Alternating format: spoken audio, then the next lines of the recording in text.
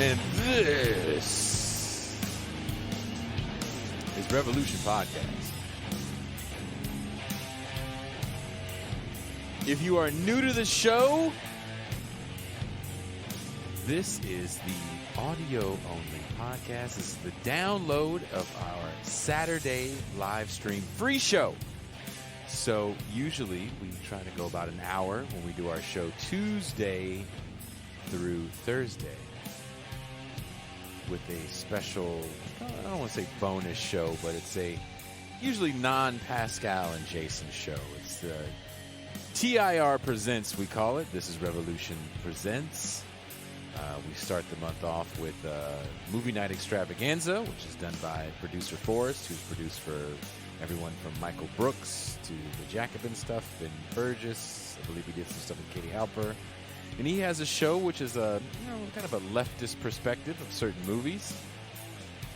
It's once a month, the first Wednesday of every month. And the second Wednesday, we get to do Maria Repnikova's Masha and the Bears, which is a academic deep dive into foreign policy. Recently, Masha's show was their first, kind of panel discussion with Pascal and Kuba Ristevsky, and they all talked about different world affairs. I thought it was a great show. It's probably one of the better shows we've done all month, just regardless of what was it, This is Revolution or TIR Presents. It was a great show. I was very honored to be the guest producer. I was the guest producer because the person that usually does that work, Jean Bajlan, who, let's give Jean a big round of applause, because not only does he fill in and do so much for the show, he's also a full-time professor at Missouri State University. So the fact that he does as much as he does means a lot. So let's give a big round of applause for Mean Jean. I don't have my ability to hit the applause button right now with the board,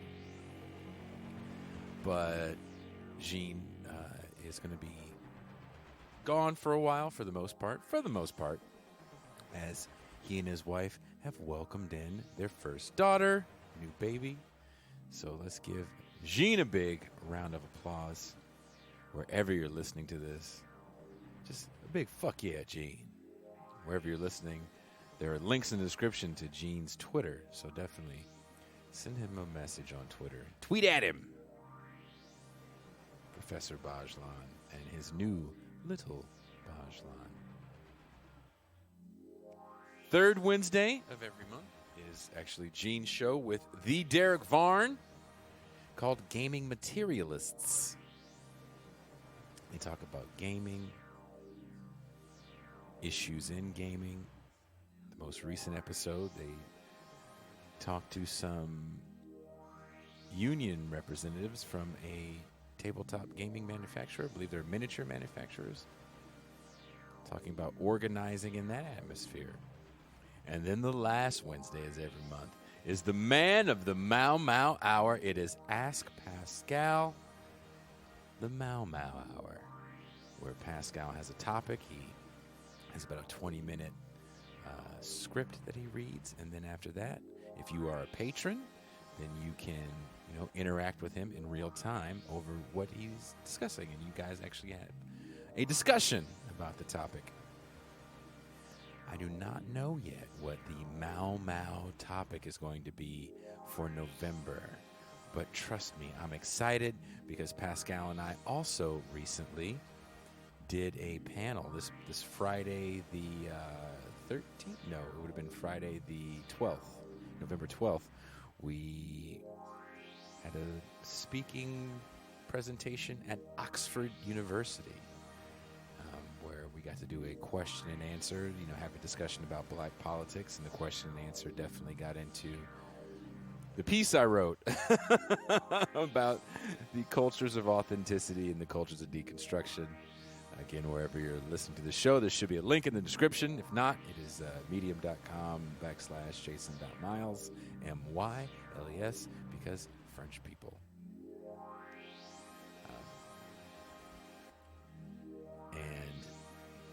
my internet as I moved to Mexico was not doing well, so I missed a lot of the first part of the presentation. But when I came in right on time, and they definitely asked me a lot of questions about the piece and music and pop culture. And I loved it. Pascal did a phenomenal job, and I can't wait to get the video of it and share it with you guys.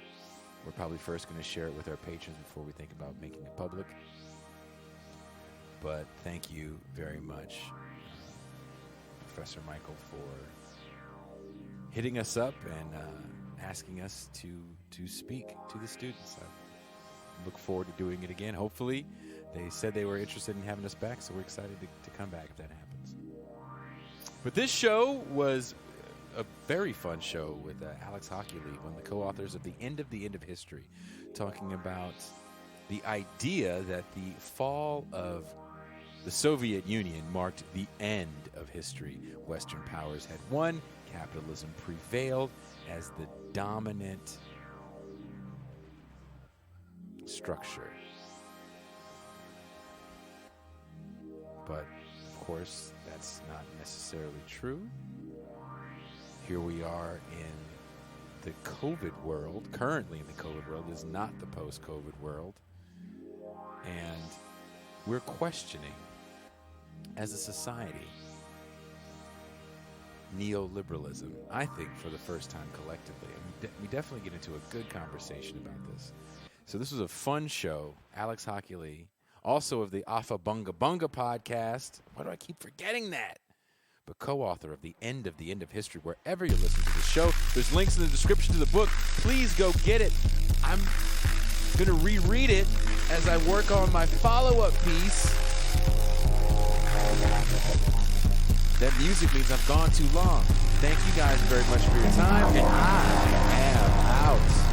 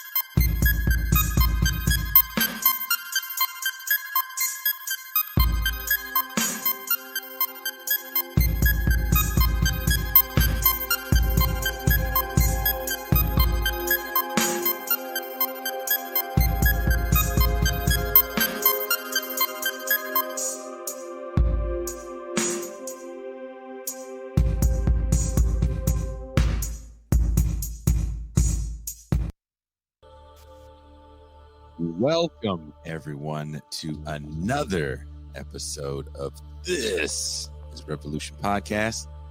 I am your host, Jason Miles, and as you can see, my shirt's unbuttoned to my navel because it's hot as shit in Mexico for some odd reason in the middle of the goddamn winter. Another man whose shirt definitely stays unbuttoned to his navel, but did not in our talk with Oxford University. He came in a suit. For those of you that voted for Pascal in a suit, Pascal was in a suit and he looked and sounded marvelous. Thing to behold. So let me introduce my homie, my dog, the man of the Mau Mau Hour, Pascal Robert. Oh, Oh man, I didn't even hear the applause. Didn't hear? Peace and there you go. There you go. There you go. Peace and greetings to the chat. Peace and greetings to the audience. Peace and greetings, Jason Miles. And I want to say, for those who do not know, yesterday, Jason and I had the privilege and honor to give a presentation via Zoom to a panel of students and academics at Oxford University in England, in the UK, the United Kingdom. And I got to tell you, I was feeling my whole kind of like James Baldwin, Malcolm X kind of vibe. If you do not know, both of those two men lectured at Oxford. Even though it was a Zoom call and people were all in their rooms and whatnot, it still felt pretty good. And I think our presentation went very well. And they were impressed and we wowed the crowd. This is the Haitian dad shirt. That's true. That's the Haitian. Is it also unbuttoned to your navel? No, it's like I got the second button. I'm officially the guy that's got the sloppy body that's walking around topless now because I feel that coming. My island paradise. I'm not even wearing socks. Caution to the wind. So unfortunately, sadly, we got the word last minute that Marcus will not be with us. Hurts my soul, but we will soldier on. But in his place, I was able to make a phone call to the Death Star, and we were able to get their finest in middle management. You know him as the man that makes your phone make strange sounds. We just know him as Deep State Cuba. Please welcome Deep State Cuba. We're waiting for Deep State Cuba. There he is. Hello, everyone. I'm sorry there was an Ewok got into the Wi-Fi, so we had a bit of a hiccup. And he had to get dealt with. But the Wi-Fi is fine, right? That's the important thing. The Ewok was turned into Ewok burgers, but the Wi-Fi is fine. Wi-Fi. Yeah, I mean he was disposed of according to protocol. Always. Mm-hmm. Gotta love that protocol. Keep this shit above board here. Mm-hmm.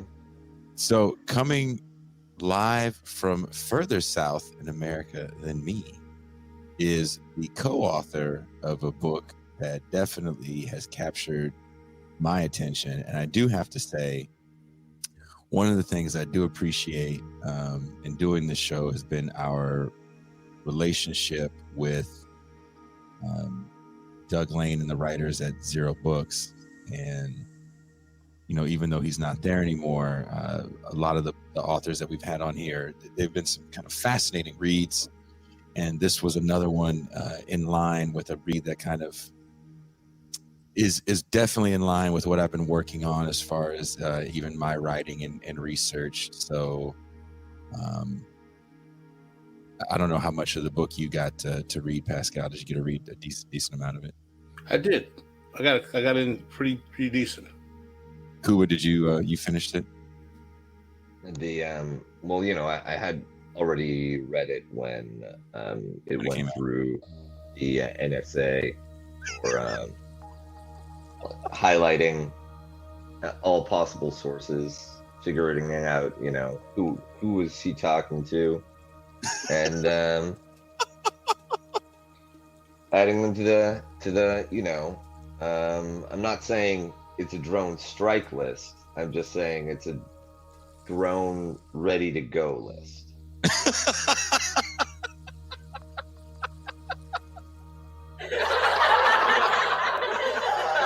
Please welcome author and scholar, political commentator, and we always advertise the books, and there's always links in the description wherever you're watching the show and listen to the show to the book. But really, I thought this was a kind of a fascinating book, especially when we talk about where we are today. There's a few books that have really kind of captured my attention fully. This one, and then the homie Andres Malm and his books, especially the latest one. So please welcome Alex Hochuli. Hello. Welcome.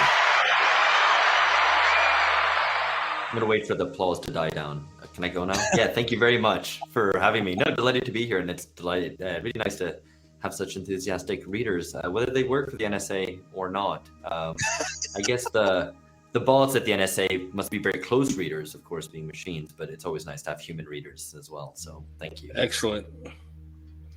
Yeah, death to the end of history, long live the future, says Boris Negararosa. That is actually right.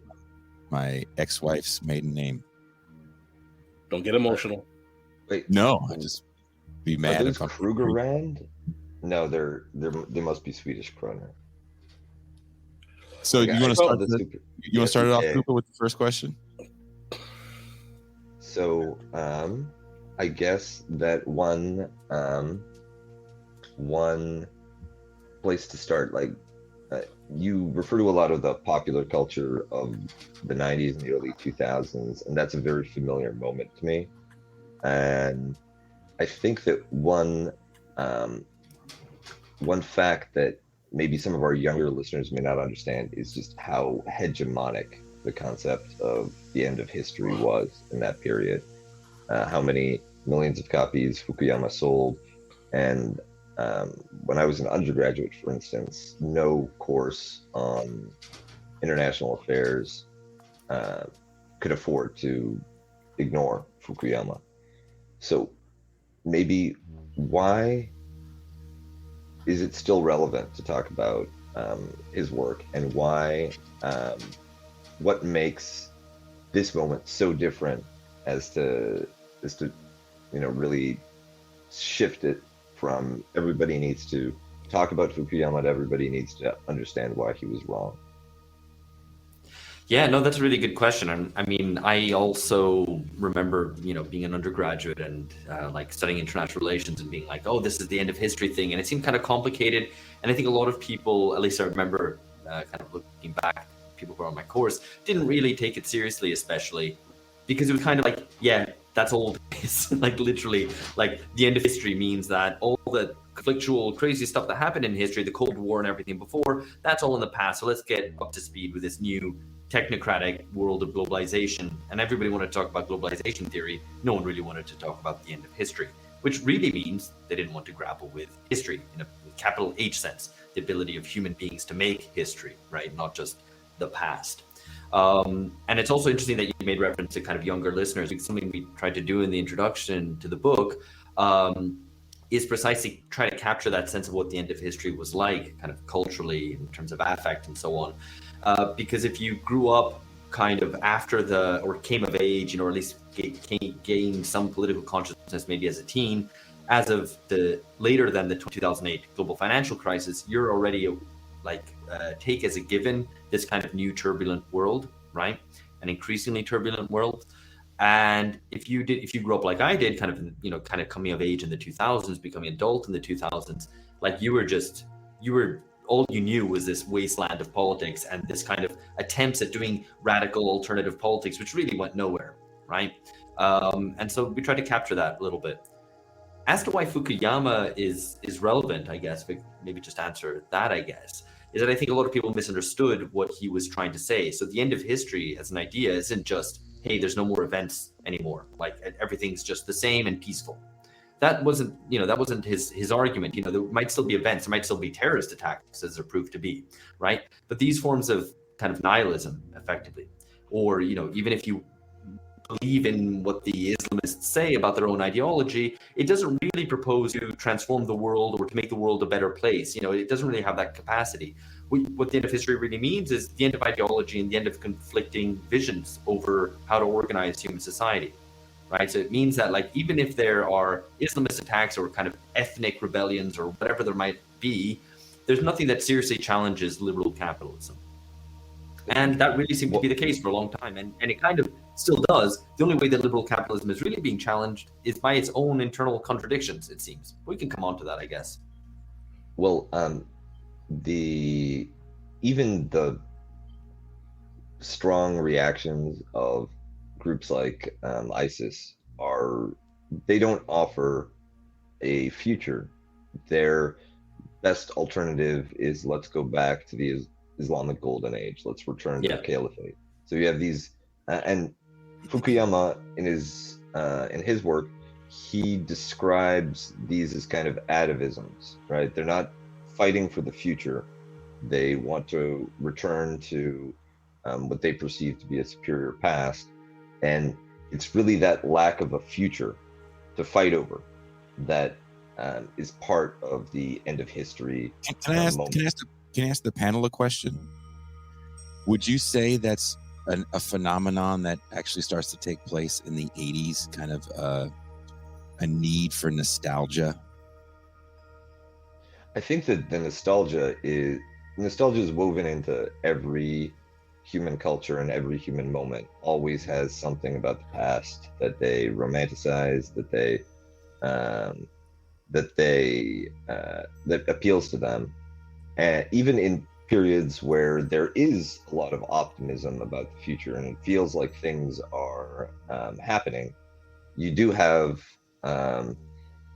it's spoken of in a kind of wistful way, a little like early 20th century ideas about Native Americans or the Wild West, right? Yeah, that was really beautiful, but it's disappearing to give way for a modern civilization, which is kind of sad and bittersweet, but progress. And I think that when you foreclose the fight over the future, then and it really seemed in the 1990s, especially like pre-Bush, when Clinton was in power, but the Soviet Union was gone, that this was the victory of this neoliberal capitalism. There's going to be a Starbucks on every block. The American financial system is going to own everything, and it'll somehow be okay because at least it's not totalitarian. And also, everybody make money because now it's a real free-for-all. There's opportunity in spades because of the internet, and you just had to get with the program. It was the only one in town, and if you wanted to have any future for yourself personally, you had to adjust to the fact that this was the world. And one of the end of history concepts was also that you don't backslide. What we have now, all of the achievements, whether it's globalization or pandemic control or rational governance, they were somehow locked in, that we had passed a point of no return. And although things like climate change might be a challenge, the systems fundamentally worked, so we just had to let them. Well, to answer your question, Jason, from my perspective, as someone who was basically coming into young adulthood in the 80s, literally the year I went into high school, Reagan was coming into the second year of his presidency. So the most consistent thing I can tell you about the 80s from my experience was the comprehensive feeling that was being conveyed that everything in the 60s was wrong and bad. That was a sense that was a very big part. It wasn't so much of a kind of call back to a golden age of America per se, right? Because most people who were adults at that time were children in the 50s. The baby boomers were kind of kids in the 50s. They were the kids of the 60s. When I look at the American governing power structure at that time, Reagan was like a septuagenarian. You had Tip O'Neill, another old guy. Those guys were a generation that were old enough to fight in World War II. They were old enough to actually remember the 50s. But the messaging that I found that was being conveyed in the 80s was not so much kind of a wanting to go back to the good old days of the 50s, since part of the messaging was also gutting the New Deal Civil Rights Coalition. So that wasn't the messaging. The messaging, though, that was very much a strong part of what you were getting. And this is what was even being supported with the think tanks like the Manhattan Institute. This was the ideological conceptualization that was being financed, that the 60s was wrong. It was a mistake. There's a book, I think I forget the name of the book, that George Bush the father said that he read, that, and I'm almost convinced that it came out of the Manhattan Institute, that I think it was called Poverty and Wealth or something like that. I found the name of the book. But the book, basically, the whole premise of the book is about how the 1960s was wrong. It was a big mistake. It led to all these problems in the U.S. And that was a very big part of the energy that I found that you saw in the 80s. And quite frankly, back to the theme that we have on this show, the 50-plus year counter-revolution, in my analysis of America's post-civil rights, post-60s political posture, that's a consistent theme, quite frankly, that we still see to today. Until it's something that's consistent even up and throughout today's American politics, that somehow we went awry in the 60s and we had to do a corrective. We had the rise of the of trilateralism under Jimmy Carter, which was literally birthed under the belief that the liberals and the left went too far with the 60s, and the Democrats have to move back to the center. So I find that type of discourse was not only a heavy part of what was going on in the 80s, but is a consistent thread that exists throughout American politics from the 60s up until today. I'd like to hear what Alex thinks about that, if he agrees or disagrees. No, that's really interesting, because I think we've just done this series on BungaCast about generations, right? Exploring kind of the sequence of generations and how you've got this new generational conflict, and something we discuss in the book as well about how this new kind of generational war that's happening now, like the kind of okay boomer kind of stuff, is in some ways a channeling of all these political energies to something which is pretty self-defeating, channeling it away from class politics, away from socialist politics, towards this kind of futile generational struggle. What's interesting about that, and the reason I mention it, is that it still seems 50 years on or more that that a lot of politics, especially in the US, but to a certain extent in Britain and in other places, is still being fought over the 60s in different ways. So I agree with Pascal's point about the kind of counter-revolution, or the opposition and undoing of the New Deal that you've had in the United States, especially since the 1980s, the kind of neoliberal counter-revolution, or however you want to frame that.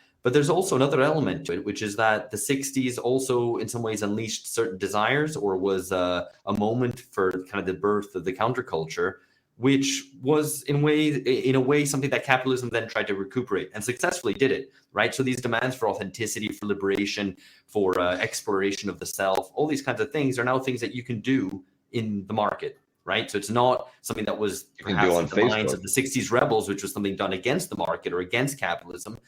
What we have now is we're still living in the world created by the boomers and by kind of certain aspects of the counterculture, which have been kind of redigested and regurgitated by capital and sold back to us. You can explore your sexuality, your gender identity, for example, but it's entirely in kind of consumerist fashion. And that's just one example, right? And so in some ways, we're still living in the world where we're fighting with the 60s. So you have the kind of anti-60s people who were kind of neoliberals, the anti-60s people who are, kind of conservatives or neoconservatives, or maybe kind of right populists today. But in some sense, they're also children of the 60s. Trump, to take just one example, just his kind of grotesque kind of thing, his showmanship, all that kind of stuff. Like, he's not the kind of buttoned up old style conservative. And so in that sense, he's a child of conservative, a child of kind of the counterculture in the 60s, as much as he is an opponent of it. So I think it's weird. We're still kind of stuck competing over the 60s, and it'd be nice to be able to move on and move past that. Well, I think one reason why the 60s has such a powerful hold on the minds of, not just the boomer generation, and why containing and purging the 60s is a conservative preoccupation, is that the idea that you could have such a high level of social breakdown of order. I was going to say social breakdown, but it's not that. It has to do with a, a weakening of systems of order and systems of control over people so that individuals can do whatever they want. And that is scandalous for conservatives. And it, in their imagination, leads to larger scale political, economic, social problems. You know, people, if you talk to a right winger, they act as though crime was invented in the 1960s, right? Like before that, people were you know, just too goddamn church going and innocent to actually do bad things. And then the 60s kind of opened the door for the egoistic pursuit of self, and everything went to hell.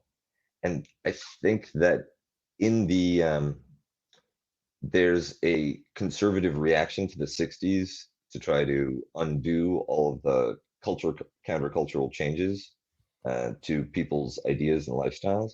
But also the neoliberal turn in some ways is a reaction to the disorder of the 60s through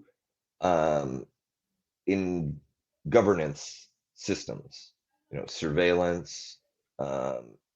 We're going to nudge you online. We're going to use behavioral psychology to allow people the maximum amount of freedom while actually making sure that they don't misuse it and steer them in socially cohesive directions. And the anti-politics of the 90s and 2000s is in some ways that type of softer, gentler imposition of order. You know, we don't care about your sexuality anymore. We're not going to use moral blackmail on you, but we're just going to kind of reduce the likelihood that anybody is organizing or working on projects, groups, movements that pose a threat to this order that's been reestablished through the market and through corporate hierarchies more so than the state. Well, I mean, I think at a fundamental level, right, there's a certain element here that I think cannot be neglected.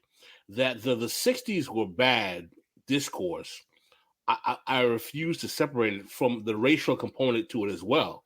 The part of the conservative reactionary antagonism towards the 60s stems from a certain kind of like, before the 60s, we had those darkies under control. And see what happened? We gave them some rights, and everything went wrong.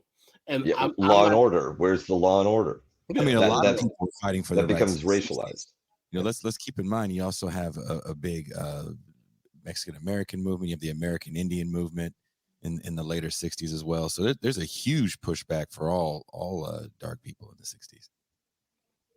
Yeah. So I mean, the larger point I'm trying to convey, right, is that, right, though I'm not going to be reductionist or race reductionist, if you will, enough to believe that the whole 50-year counter-revolution is about crushing down on Black people. I don't believe that at all. But what I do realize is, because of the racialization of America historically, it's convenient to use issues of racial flashpoints as a kind of pretext to engage in the social recasting and engineering that goes from neoliberalism to mass incarceration to all of those other forms of social control that become necessary in the post-New Deal civil rights era and the 50-year plus counter-revolution. It becomes very convenient, particularly when you have large numbers of Black people basically coming out of the sharecropper domestic labor economic paradigm and walking into a post-civil rights America that is now facing deindustrialization and urban decay, that it becomes very, very convenient to make race and Black folk in general the bête noire, if you will, excuse the pun, of what's the problem with America. And what we do find, as my recent piece, Black People, the Crash Test Dummies for Democrats, illustrates in Black Agenda Report, go check that out, is that the use of racial dog whistles appeals to working class whites, to law and order, social chaos, moral decay, state dependency, tough on crime, urban underclass ideology. All of these dog whistles were bipartisanly used by both Republicans and Democrats over this period of time from the rise of Nixon up until, really, I would say, up until today. I would even argue that Obama uses racial dog whistles with the way he telegraphs contempt for, the black underclass and the black poor.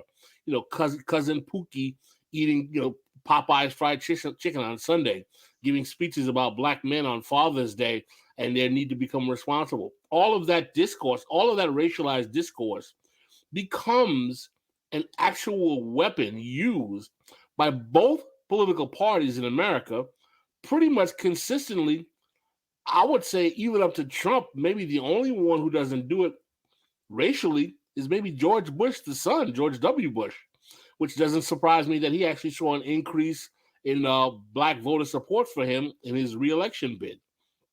So that type of racialized narrative as a means to basically justify the hammer of the state and capital coming down in the neoliberal era of the post-civil rights period of the 50-plus county year revolution was effective. And what I am arguing, but in the context of American politics, I can't really talk about Britain because I know your book really deals with the Anglo-American world. But I don't think we can deny that in terms of the United States, that is a very important fulcrum as to how not only the neoliberal turn, but the increase of militarization of police, the use of kind of invasive social control mechanisms in surveillance, which also after 9/11, right, who becomes the new N-word on the block? It's the Muslims, which also gives justification for the development of the Department of Homeland Security and a whole nother wave of a type of intrusive investigatory mechanism that permeates American society as well. So otherization, whether it's Black people or Muslims or Latinos, otherization becomes a very, very important cross point into how the politics of this period is actually seen through. I'd like to know if you guys agree or disagree. Yeah, I mean, I think like obviously the question of the 60s, I think can't be discussed in the US context without the racial question. So I think it's obvious that it's central there in a way that it's less central in Britain or in France, or though there it'd be different because France, it might be about Algeria, right? France's colonial history. So anyway, obviously the questions are a little bit different. What I think is interesting is like the point about otherization, right? And I totally agree that that's always been used as a plank or as a kind of stepping stone towards greater social control, surveillance, militarization of policing, et cetera, right? I think what's interesting now, I think, and correct me if I'm wrong in terms of my read of what's going on in American politics, but you have kind of effectively professional class liberals now trying to other even kind of white people, right? Like poor white people. Or people who voted for Trump, and you see this stuff like where they're being compared to the Taliban, right? Like kind of right populism. Vanilla and so ISIS. Yeah, right. And so that seems to be part of the same process. And so it's not, I mean, I'm not trying to make an argument about like, oh, these people too. It's just that this seems to be part of an ongoing tendency towards growing state power and so on. What's very fascinating, Alex, that you say, and I want Cuba to jump in as well, is that I totally agree with you that there is a type of otherization of the white working class that's being done by liberal elites in the faction of the Democratic Party that, number one, it's not going to work well for them politically. And number two, it's only feeding more power to the reactionary right. And number three, it's actually justifying their belief that the liberals are out of touch and are the enemy of the masses. And going back to something you said that I found very fascinating, I think Cuba touched on it as well, when Cuba kind of said that ISIS really doesn't have a vision of the future. It just has a vision of the past. And relating that to Jason's questions about, did we kind of see the 80s as a period where people were looking to the past? And my response was, I think it was more of a rejection to the 60s. What I do see in Trumpism and this iteration of the reactionary right, particularly with discourse around family values, the need for the traditional male, the need for American values, this iteration of American conservatism is much more obsessed with going back to a glorious American past than the one I saw in the 80s or even in the Bush years. I think I see them as being much more reactionary in that context. I think that that's right.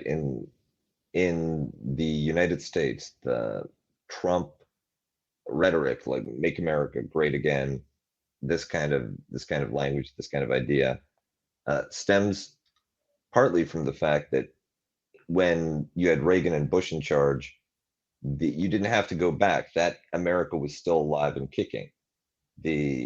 Most people, many millions of people lived in that America, and it's like, oh, thank God I don't live in New York with all the crime, or Detroit, or San Francisco. But I have my wholesome little house, and I'm going to vote for Pat Buchanan. Because of the neoliberal deindustrialization and the hollowing out economically of the American middle class, now that America is essentially, for most people, dead and unattainable. And it is a political project to try to restore it, and something that you could try to use to mobilize people. And to go back to the point that Pascal made about racialization, and then the demonization of Muslims, the development of hard coercion, again, as a form of social control in the 80s, 90s, I think that there was this Fukuyama notion that the free market economy would work with incentives and invisible nudges and this kind of behavioral technocracy in a fairly non-violent way for most people. But then, in order to create the market, in order to clear the space for the market, you were going to impose some shock therapy. There were going to be some human costs, and depending on which context you're in, whether it's Europe, whether it's the United States, that burden fell on different groups. And in the US, the rollback of things like state support, welfare, food stamps, and then all of the work requirements related to getting any kinds of benefits, you have a very hard coercive system starting to be applied, especially to Black people. With the 2008 crisis, it turns out that middle class, comfortable, affluent corporate model of a successful capitalism that was going to supposedly lead to general prosperity hasn't panned out even for white people. Like, there's a much larger group that is experiencing economic dislocation and need to be sacrificed to the market, and therefore those coercive tactics that start out being applied to Black people and minorities in the US begin to be applied to more and more people, until it's no longer limited by identity categories, but it just becomes a general framework for governing the disordered masses, regardless of color. And the Democrats have isolated themselves so much from the working class population that they lump everybody into it now, except through the sort of woke sacralization of certain victimhood narratives. Yeah, that's bang on. I totally agree with that and the way you've put that, Kuba. I think what's interesting is that it seems that today, like, also taking what you just said as a hook, is that there's more basis now for working class unity in the United States, like materially, than there maybe ever has been, because the position that effectively what the kind of white mainstream of the working class and maybe lower middle class that it finds itself in now is no longer the sort of privileged position that it was during the kind of post-New Deal period. But what I find interesting, and I want to just go back a little bit to the question of nostalgia, right? So Pascal was talking about the appeal to especially working class and middle class whites in the United States of this idea of going back to that kind of privileged role that they had of kind of security, of a nice suburban home, etc., which is now obviously practically unattainable unless you're of an older generation who still has that. But for many people, that's already slipped away. So, okay, there's always going to be an appeal back to something which has been recently lost, which has been lost in living memory. But what's interesting is that, right populism and left populism, for that matter as well, also acts as an agent of politicization. So it's not just nostalgia of, hey, let's go back to what was in this nice old comfortable period. There's also kind of rupture with the end of history. And this is why we talk about the end of history. I say we talk about it. It's like it's the title of the book, so I guess we think it's kind of important. But the idea there is that this sort of anti-politics presents a rupture. And anti-politics, if I can just explain how we understand that, is this rejection of the political establishment. And so that's different to the post-politics that operated in the 90s and 2000s. That was the kind of politics of consensus, of technocracy, no ideological contestation. We already know what the answers are. It's Bill Clinton. Demobilization politics. Demobilization, right. Like, we're the adults in the room, us political elites. We're going to deal with things. And you people just turn up at the ballot every once in a while. But we basically know what the answers are. We just need to implement them, right? That post-politics then is suddenly challenged by anti-politics. And that anti-politics kind of goes, no, none of you people are legitimate. We reject you all. Now, that rejection isn't done necessarily in the name of socialism. It's maybe done, it might be TrueAnon at its most extreme, extent, but it's also can be in more kind of moderate forms in the form of Brexit in the UK, right? So kind of rejection of the EU, which is a major pillar of technocracy, of holding down politics and saying, hey, no, we know what the answers are. You people be quiet, go away. Alex, would you say anti-politics? I'm sorry, Alex. Just want to kind of say, would you say the anti-politics is just the politics of no? Kind of. I mean, at its most basic level. And so what we try to deal with in the book is to try to show how contradictory it is. Because on the one level, anti-politics is politicizing because it rejects the consensus of elites. But at the same time, it can be self-defeating because it's so deeply skeptical of the possibility even of political representation. It kind of says, no, we don't believe in elections. Okay, maybe you don't believe in elections. Fine. But it says we don't believe in any leaders, any people who try to stand for an idea. And in that sense, it can be very corrosive. So that's why it's such an ambiguous thing. And so you can have the right-wing form of anti-politics, which we can see in the form of Trump, especially Trump in 2016. But you can also have left-wing forms of anti-politics, which is, for example, the horizontalism of Occupy saying, hey, we have no leaders, right? Which kind of ends up rejecting any sort of ideological coherence, effectively, in the name of just, hey, we're all out on the streets, we're organized on Facebook, and we're here. And you see the denouement of that in things like the Arab Spring. Hey, we're all out here together on the streets. And what does that lead to? Nothing. And then you get a kind of centrist form of anti-politics as well, which you can think of the various forms of anti-corruption politics. This is something that we kind of catalog in the book, where it also just says, hey, you people are all corrupt, right? And, no one's for corruption, obviously. But where does that anti-corruption politics lead if it's not done in the name of an idea of how to organize society and just says no? And that's what's so problematic about our current period, because you have a lot of no's suddenly in a way you didn't have no's back in the 90s and 2000s. In the 90s and 2000s, no one was paying attention. Suddenly everyone's paying attention, is angry and saying, hey, no, but there's no real kind of idea of what to cohere around across the political spectrum, which is why politics is so turbulent and messy today. Well, one of the things that I find fascinating about the anti-politics thesis that you put forth is, and I agree with it largely, is that, number one, the left version of the anti-politics has proven over and over again to be totally bankrupt.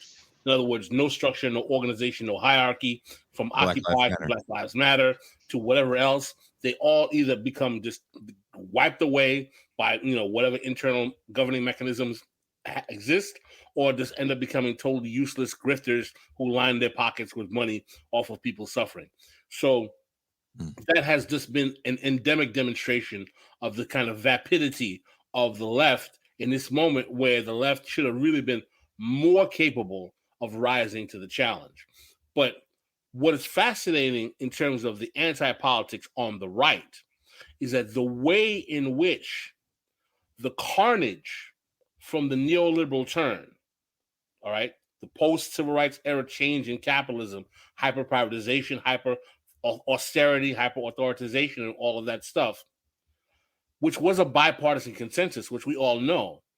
But because of the way in which the liberal flank of the ruling class insults the intelligence of the average American in the way they dispatch of the period of, you give us the first black president who says hope and change, yes, we can. And he's killing us with austerity and financing trillions of dollars going to banks at the same time, while, basically giving no recourse to working class people, and kids are getting, eviscerated with opioids, and black kids getting shot by cops every third day of the week. And this was supposed to be the hope and change. So the transparent bankruptcy of the left flank of capital to govern in this period becomes profoundly transparent. And what ends up being a consequence of that is that with the rise of the reactionary right and problems, for example, of the immigration crisis in Europe, that is seen to be, again, blamed on the liberals or the left flank of capital.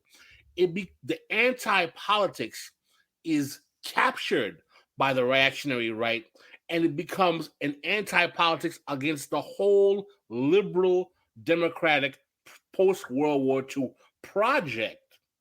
And the only thing this anti-politics finds valuable is the identity and culture of the citizens. And it does embody a kind of fascistic ambiance in that regard, in that there are no real politics around Trumpism or Orbanism or Marine Le Pen or Boris Johnson, except they've gone too far. We've got to bring it back to the way we need to do things for us, which is back to the nation state against global organizational management, whether it be the EU, whether it be NATO, whether it be the IMF, the World Bank, against international banking cartels, whatever the conspiracy theory they may have, to back to the Volk. Let the Volk get back in power and take care of our little plot of nation state, and forget these others. This globalism thing has been a horror for us. Let's get Alex's response to this. Yeah, I mean, well, obviously, if you look at someone like Orban, who in reality is completely in hoc to German capital, right?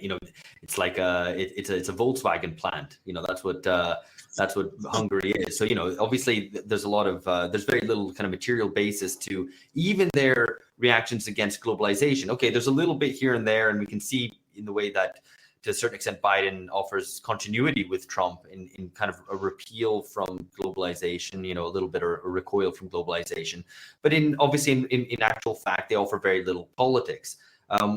Where I was kind of trying to put a positive spin on right populism, because no one wants to do that, obviously. So that's why I try to. Is because so basically the idea is that, as I'm saying, it presents a point of opposition. So at least in contrast to what was the dominant ideology until around 2016, it acts as an agent of politicization. So even Trump's kind of acting like an agent of chaos can be seen, at least in some sense, positively, in contrast to what came before, right? So in terms of analyzing the present, in terms of really understanding our present moment, I think we have to understand that right populism is part of a broad move towards politicization, which is very important, right? Now, that isn't to try to say that the politics of the populist right is in any way good, or indeed even to say that it is that political. And I totally agree with what Pascal was saying, is that it probably doesn't really have a real politics. In fact, something that we argue in the book is that only the left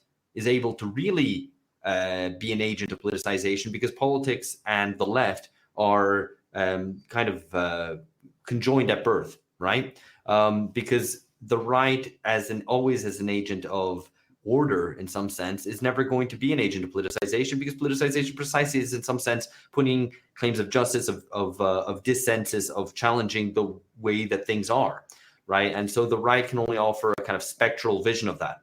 Unfortunately, the left hasn't been able to do it either. So the left hasn't really been able to kind of cash that check of politicization. And so we talk a lot in the book about the failure of left populism, of this thing that kind of emerged in 2015 with the Bernie campaign in the US, with Corbyn in the UK, and that was already happening with Podemos in Spain, with Syriza in Greece, and where that also was unable to really force the rupture necessary to really have genuine politics. So in the case of the US, there was never really a rupture with the Democratic Party establishment, and it's probably the most obvious reason that Bernie fails in 2019, 2020. In the UK, the whole kind of momentum, literally the organization momentum, and the whole movement around Corbyn never really breaks with the EU and takes seriously the democratic legitimacy of the Brexit vote.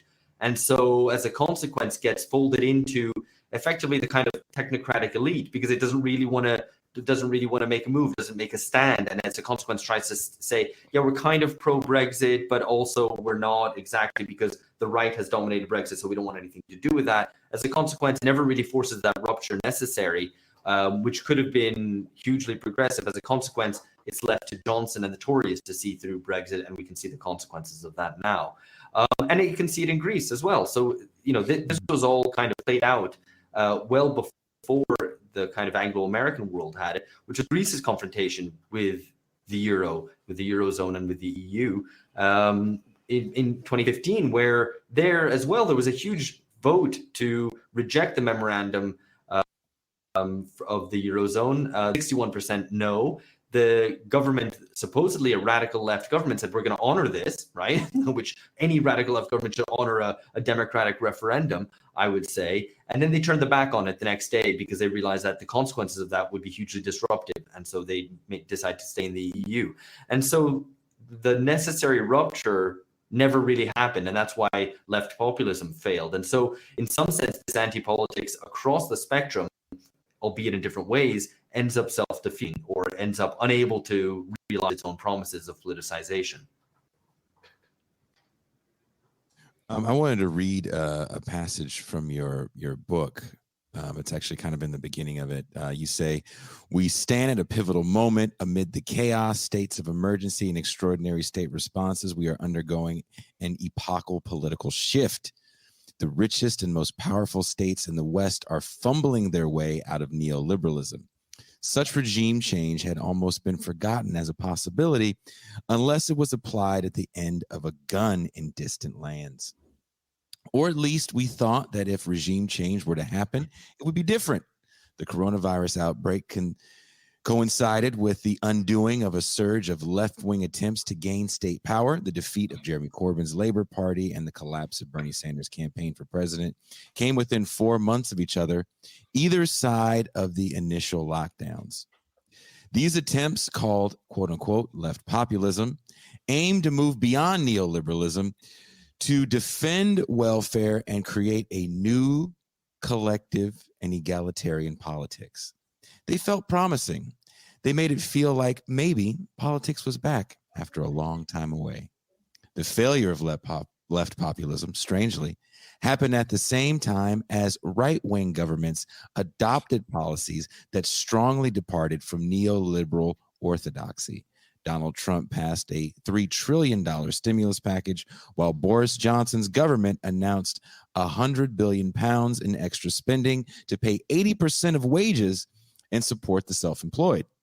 Policies the left had been proposing were recuperated by the right, and this was done at just the moment of the greatest popular demobilization in history, the lockdowns.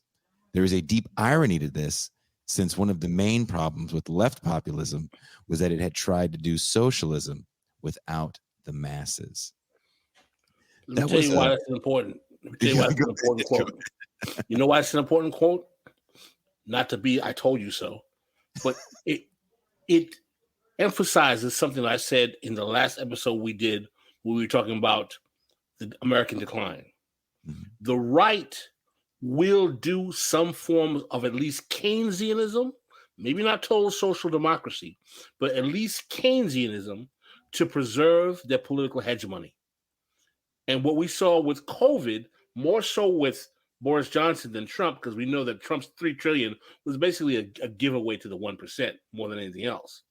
Even though he did give, he put cash in people's hands. People got checks. People got checks. That's right. But the point I'm trying to say is that I am a little bit more sanguine about the capacity of the reactionary right if they get back in power. We might be able to say when they get back in power, being willing to implement policy in between either Keynesianism or even light social democracy to not only maintain their political hegemony, but to increase support amongst their ranks.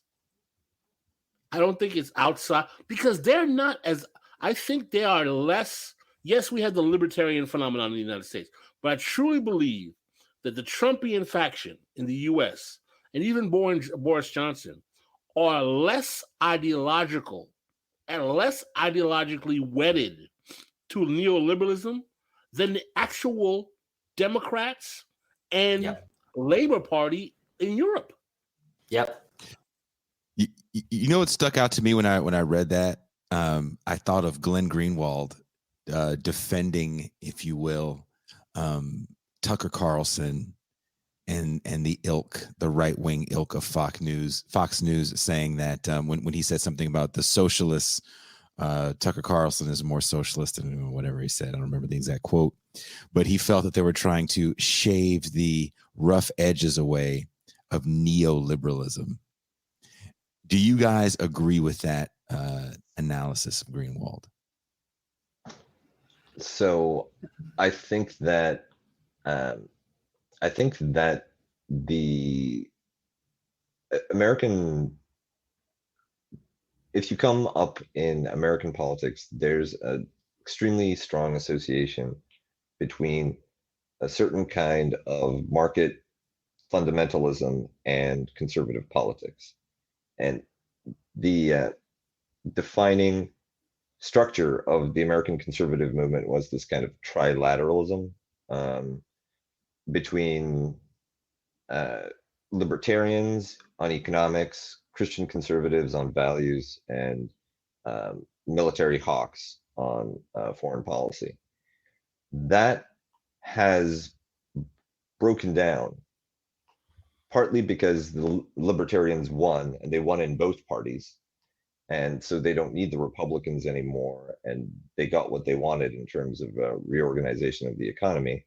But the Christian conservatives are discovering that they're the ones paying some of the costs. They're hit by the marketization as much as anybody else. And the continental conservative tradition, especially, is much more about aligning economic systems with the preservation of national identity, national culture, traditional forms of hierarchy, sometimes religion as well, and is willing to be much more interventionist to ensure that the material structure is shoring up that conservative society. And I think that Tucker Carlson, Trump, Boris Johnson, they're coming back to that model where economics is not the end. It's not the purpose to get those tax cuts. It's a means to shore up power, maintain order, and put yourself in the dominant position in the society. So they're willing to go a lot further than even mainstream Democrats in proposing advantageous and popular economic packages that will play into their political success. Like, and Pascal, you said that they're going to push these policies in order to grow their own movement, grow their own base, increase support. And people right now in the US, especially with the post-pandemic, the gutting of benefits, healthcare, retirement, the inflationary bubble that's building, the increased cost of housing, everyone needs some kind of economic support. Everyone needs some kind of package. And it's occurred to the Trump, Tucker Carlson people that if they're the ones offering it, then they can lock in the support of a lot of people who just don't care about politics that much. And it's not even limited to white working class Americans. Trump had the biggest gains, you've pointed out, Pascal, before, among Black Americans that any Republican has ever seen. Probably since Hoover. Yeah, and Hoover was not a modern Republican. He was still like Party of Lincoln.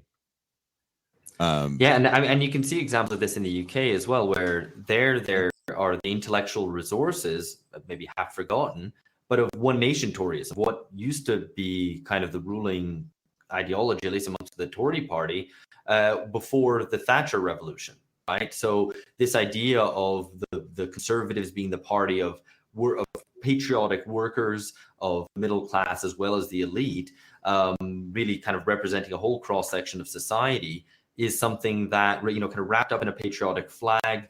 Although obviously the appeals of patriotism are much weaker today than they were, 50 years ago, 60 years ago, but able to offer some alleviation to the crises of neoliberalism. So yeah, we've already talked about cash transfers, and that's kind of an obvious case where you don't even have to build out the infrastructure for the social infrastructure for a welfare state. And this is why I don't think they'll be able to ever deliver even a light social democracy, but they will be able to kind of innovate some new forms of, effective, maybe even innovate some sort of clientelistic politics where they're able to just literally transfer people money and that'll be enough to buy them off, right? Because the alternative is the kind of punitive and impoverishing politics of neoliberalism. And I agree that the right is much less ideologically wedded to neoliberalism. In fact, the last ones holding the neoliberal candle are the liberal left. I think, they're going to be the last man standing. And something we argue in the book, that kind of looking at the new ideological configuration over the next 5 to 10 years, is that the kind of hardcore neoliberals will be the kind of liberals with their identity, kind of woke identity politics from above, and holding on to the market. And so one form that they might also, incidentally, I think, be able to adopt forms of cash transfer or forms of UBI, which are increasingly popular, which I think are quite scary, actually. And I know it has a lot of enthusiasm on the left, but I think it can be quite a dangerous idea because it can be very disempowering. Basically, it doesn't give you as a worker any leverage anymore if you're no longer employed and just now receiving checks from the state.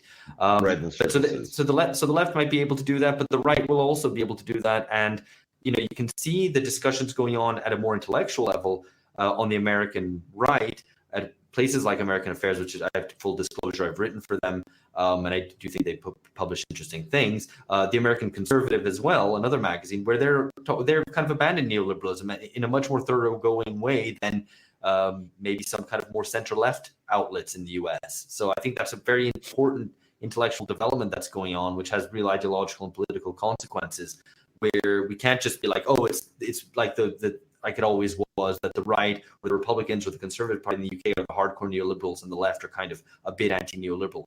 There is a realignment going on. No, when we were at the Oxford presentation that Jason and I did yesterday, that we were very happy to discuss. We talked about class and black politics, but there was one of the panelists, we were the panelists, one of the observers who made a very interesting statement. His specialty was in finance, and he was stating to us that in reading all of the kind of high echelon policy papers coming out of real finance, the consensus is across the board, neoliberalism's got to go. It's we shot our wad with this. We've got to find a new alternative. No one knows what the new alternative is, but basically the belief in hypermarketization, hyperprivatization, and plus austerity, without any kind of state subsidy or benefit to the population, has kind of, according to what he's telling us, found a consensus in those ranks to say we can't do this anymore. Now, my question is that, are they realizing that? I think one of the things he said is that it's not because they're doing this out of any kind of form of generosity. It's that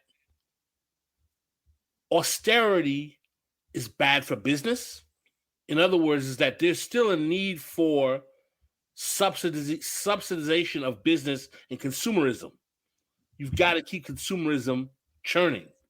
And if you simply have cutting all social policy and state subsidies to the population with no stimulus, while you privatize state services, whether it be schools or otherwise, and also cut taxes, no revenue going into the government, and at the same time you have central banks who are just basically churning money into the economy through quantitative easing, you're not developing a consumer base. All you're doing is doing a wealth transfer from banks to the securities traded companies, pretty much. And from central banks. From central banks. And what we're seeing now, people are talking about how we have all these kind of record shareholder margins in the stock market. What everyone is realizing is the only reason why the shares of companies in the Dow is so high is not because people are buying stock, it's because there are massive stock buybacks in all of these companies. They're literally buying up their own shares, hoarding them to maintain profitability for their shareholders and their boards of directors. It's not to maintain profitability. It's actually a cash out. And that's which is a lot more disturbing, because that means that all of these corporate executives want to take the money now, right? That they believe that things will get worse for them in being able to cash out in the future. So you buy back the stock now when it's high, when your tax regime is still very advantageous, because you're going to need that cash to build your bunker, build the airstrip, pay for the private school, pay for the private hotel, private hospital, and you can't rely on the system to maintain the value of your financial assets. Perhaps too, as part of the neoliberal project playing itself out, we're seeing a type of hyper financialization leading to definancialization. This is just an idea I'm playing with, so forgive me if it's not entirely well developed. But when I looked at BlackRock and hedge funds going into private residential real estate, right? The conversion of private equity, high financial power into a very personal human scale power relationship over tenants, right? Now you have to manage actual residents. Now you have to actually do work with these assets that you own rather than passively letting them accrue value. That bodes a very ill shift away from that hands-off end of history management of the economy and people through markets to a more direct and naked power relationship of landlords and peasants. Wow. Oh, we have a very generous super chat by Landrew. I'll know we just lost the super chat. What happened to the super chat? I was reading the super chat and it just disappeared. Oh, here it is. I'll know we, the left, have any power I know we, the left, don't have any power whatsoever when and if the DOD budget is reduced by $1. I'll know we'll have any power when the DOD budget is reduced by $1. Thank you, Landru, for that super chat. Absolutely correct, right? One of the methods of that transfer from central banks into the haute bourgeoisie and sort of like favored groups in the United States is through the military industrial complex, and that demands an ever larger outlay of public funds. I mean, what's also interesting, of course, is that, the state isn't setting up new state-owned enterprises, right? So it's not doing direct management of the economy in any way. Even dirigisme is probably too big a term for what's going on right now. What you have is, this money printer goes brrr, is basically, a form of a massive upward transfer of wealth, asset price inflation. And so, if you own assets, you're getting very wealthy. And to a certain extent, maybe the state is playing a more active role in contracting out services. So perhaps, for example, this probably happens anyway in the US, but in the, like, British context, for example, looking more for British companies to provide services rather than foreign companies, right? So it's making kind of domestic purchasing agreements and so on. So, okay, that's a little bit of a shift, and it marks a little bit of a shift away from globalization and the high, like, peak neoliberalism, but it's baby steps. And the other thing, if we're looking beyond the core capitalist world, is that neoliberalism seems to continue unabated. So while there might be like a shift away from neoliberalism or towards state capitalism for the rich world, everywhere else, it's still the whip of neoliberalism. And, looking at things in Brazil, there doesn't seem to be much of a shift away from it. In fact, the left is going to be fully neoliberal. If Lula wins the next election, as looking likely at the moment, there's talk of him running with his erstwhile opponent of the neoliberal center-right. So, neoliberalism doesn't look like... Isn't that what Dilma did, Alex? Isn't that what Dilma did, Alex? Basically, yeah, it's going to be a replay of that, albeit with a weaker vice president who might not be able to overthrow her. But it's going to be a disaster, right? So, this is where anti-fascism leads, right? Of the kind of liberal anti-fascism, where anything goes, and suddenly you find yourself defending what you thought was indefensible only 10, 15 years before. And so that backsliding is really terrible. And just at an economic level as well, the degree to which there's a shift away from neoliberalism in the kind of semi-periphery of the world, I'm not convinced on that. Things might be a little bit more stable than they were a little while ago. The kind of emerging what's being called the Wall Street consensus, which there's more capital about, and if you borrow in your own currency, you're okay. Or there's all these dollars slashing about, and it all works as long as the U.S. doesn't raise interest rates.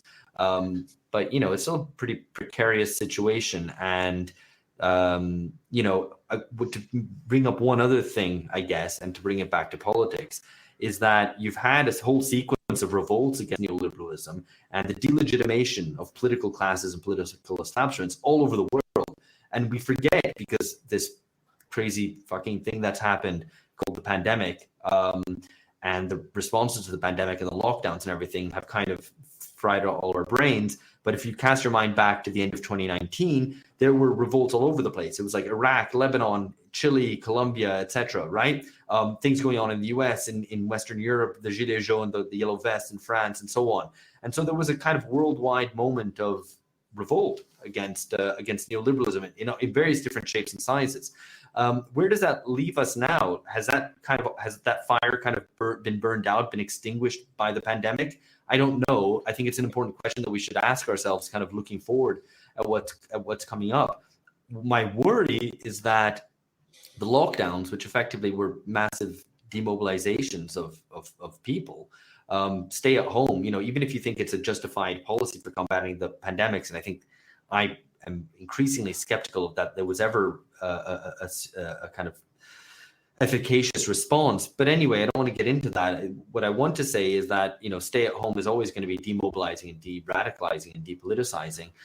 Where does that leave us now? Has those fires burned out? What I think may happen is that whole experience will lead to even less trust in political establishments. And so we might get kind of even crazier politics coming up where the claims of the elites are not only challenged on a political level, but challenged even on an epistemic level, right? That not only like we disagree with what you're saying, but we don't believe what you're saying. Though the kind of factual basis of what you're saying is completely bunk. And I think we're seeing that with a lot of, obviously with like QAnon and things like that, the kind of crazier end of it. But I think we might see it as a much more kind of widespread phenomenon.